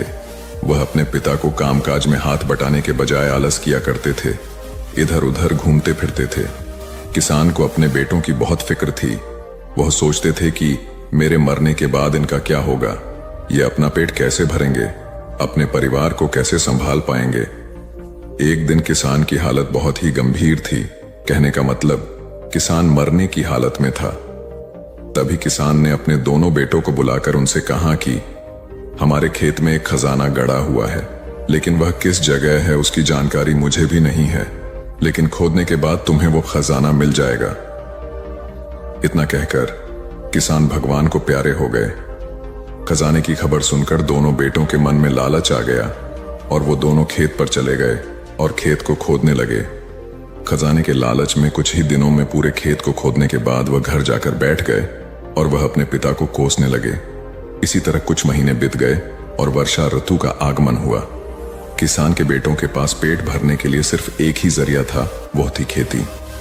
तब बाकी किसानों की तरह किसान के बेटों ने खेत में बीज बोने शुरू कर दिए। वर्षा का पानी पाकर वह बीज अंकुरित हुए और देखते ही देखते खेत लहराने लगे। ऐसा लग रहा था कि हवा के झोंके से लहरा रहे थे। यह देखकर किसान के बेटे बहुत खुश हो गए। उनको समझ आ गया कि परिश्रम ही सच्चा धन होता है और वो उसी तरह से अपने पिता के शब्दों का मोल भी समझ गए और अपने कामकाज में लग गए। यही कहानी आज हम सबकी भी है। मित्रों, इसी पेड़ की तरह हमारे माता पिता भी होते हैं। जब हम छोटे होते हैं तो उनके साथ खेलकर बड़े होते हैं और बड़े होकर उन्हें छोड़कर चले जाते हैं और तभी वापस आते हैं जब हमें कोई जरूरत होती है। धीरे धीरे ऐसे ही जीवन बीत जाता है। हमें पेड़ रूपी माता पिता की सेवा करनी चाहिए, ना कि सिर्फ उनसे फायदा लेना चाहिए।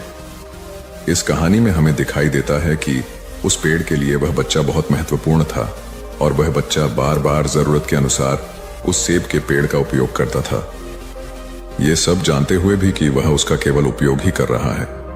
इसी तरह आजकल हम भी हमारे माता पिता का जरूरत के अनुसार उपयोग करते हैं और बड़े होने पर उन्हें भूल जाते हैं। हमें हमेशा हमारे माता पिता की सेवा करनी चाहिए, उनका सम्मान करना चाहिए और हमेशा, भले ही हम कितने भी व्यस्त क्यों ना हो, उनके लिए थोड़ा समय तो भी निकलते रहना चाहिए। एक समय की बात है, एक बार गौतम बुद्ध अपने शिष्यों के साथ बैठे हुए थे। तभी वहां एक व्यक्ति आया जो बहुत क्रोध में था और गौतम बुद्ध के पास आकर बहुत भला बुरा कहने लगा। गौतम बुद्ध के शिष्यों को बहुत गुस्सा आया, पर गौतम बुद्ध एकदम शांत थे। वह व्यक्ति वहां से चला गया। फिर अगले दिन वह दोबारा आ गया और आज तो वह और भी ज्यादा गुस्से में था और गौतम बुद्ध को और भी बुरा कहने लगा। परंतु आज भी गौतम बुद्ध एकदम शांत थे और मुस्कुरा रहे थे। पर गौतम बुद्ध के शिष्यों को बहुत गुस्सा आया।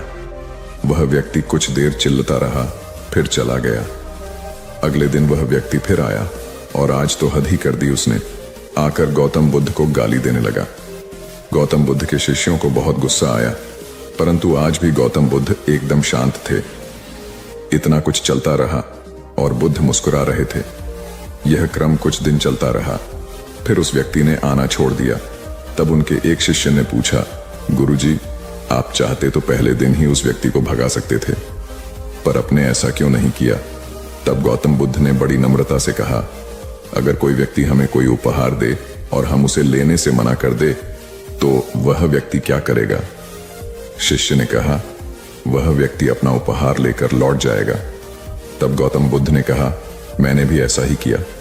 उस व्यक्ति ने मुझे उपशब्द रूपी उपहार दिया, मैंने उसे लेने से मना कर दिया, मतलब उस पर कोई भी प्रतिक्रिया नहीं दी, तो व्यक्ति अपने वह अपशब्द वापस लेकर लौट गया। एक व्यक्ति की 3 साल की बेटी थी। एक दिन उस व्यक्ति ने देखा कि उसकी बेटी उसके एक बहुत सुंदर और महंगे गोल्ड पैकिंग पेपर से एक बॉक्स को लपेट रही थी। ये देखकर उस व्यक्ति को बहुत गुस्सा आया है। उसने अपनी बेटी को बहुत डांटा, तुमने मेरे इतनी कीमती पेपर को बेकार कर दिया, वो भी बिना किसी मतलब के। तुम इसे अच्छे काम के लिए उपयोग करती तो अच्छा लगता, पर तुमने एक बेकार से डिब्बे को उसमें लपेट दिया। कुछ दिन बीते, दिवाली का दिन आया। उस व्यक्ति ने अपनी बेटी को गिफ्ट दिया। बेटी ने भी वही सुंदर सा गोल्डन बॉक्स पापा को दिया। उसके पापा पहले तो उसे देखकर बहुत खुश हुए, पर जैसे ही उन्होंने उस डिब्बे को खोला, वह खाली था। यह देखकर उस व्यक्ति ने अपनी बेटी को घूरा और कहा, क्या तुम्हें इतना भी नहीं पता कि किसी को खाली डिब्बा नहीं देते? लड़की कुछ देर शांत रही, फिर बोली, पापा, यह डिब्बा खाली नहीं है। मैंने इसमें बहुत सारे किस आपके लिए रखे हैं। कभी कभी आप जल्दी ऑफिस चले जाते हैं और मैं सोती रह जाती हूं, तो आप इसमें से एक किस ले जा सकते हैं। बेटी की बात सुनकर उस व्यक्ति की आंख भर आई। एक गांव में एक लड़का रहता था। उसके घर की आर्थिक स्थिति ठीक नहीं थी। उसके मन में विचार आया किसी बड़े शहर में जाकर वह नौकरी करे। वह कलकत्ता गया और नौकरी ढूंढने लगा। बहुत खोज के बाद उसे एक सेठ के घर में नौकरी मिल गई। नौकरी 6 आने रोज की थी। काम था सेठ को रोज 6 घंटे अखबार और किताब पढ़कर सुनाना। लड़के को नौकरी की जरूरत थी तो उसने वह नौकरी स्वीकार कर ली। एक दिन की बात है, लड़के को दुकान के कोने में 100 के 8 नोट पड़े मिले। उसने चुपचाप उन्हें अखबार और किताबों से ढक दिया। दूसरे दिन रुपयों की खोजबीन हुई। लड़का सुबह जब दुकान पर आया तो उससे पूछा गया। लड़के ने तुरंत ही प्रसन्नता से रुपये निकालकर ग्राहक को दे दिए। वह बहुत ही खुश हुआ। लड़के के ईमानदारी से सबको बहुत प्रसन्नता हुई। सेठ भी लड़के से बहुत खुश हुआ। सेठ ने लड़के को पुरस्कार देना चाहा तो लड़के ने लेने से मना कर दिया। लड़के ने कहा, सेठ जी मैं करने को कहा है, बेशक तुम कर सकती हो, किंतु अकेले अपने दम पर नहीं कर सकती। कुल्हाड़ी ने चिढ़कर कहा, क्यों? मुझ में किस बात की कमी है? डंडा बोला, जब तक मैं तुम्हारी सहायता न करूं, तुम यह सब नहीं कर सकती हो। जब तक मैं हत्या बनकर तुम में न लगाया जाऊं, तब कोई किसे पकड़कर तुमसे ये सारे काम लेगा? बिना हत्थे की कुल्हाड़ी से कोई काम लेना असंभव है। कुल्हाड़ी को अपनी भूल का एहसास हुआ और उसने डंडे से क्षमा मांगी। कथा सार यह है कि दुनिया सहयोग से चलती है। जिस प्रकार ताली दोनों हाथों के मेल से बजती है, उसी प्रकार सामाजिक विकास भी परस्पर सहयोग से ही संभव होता है।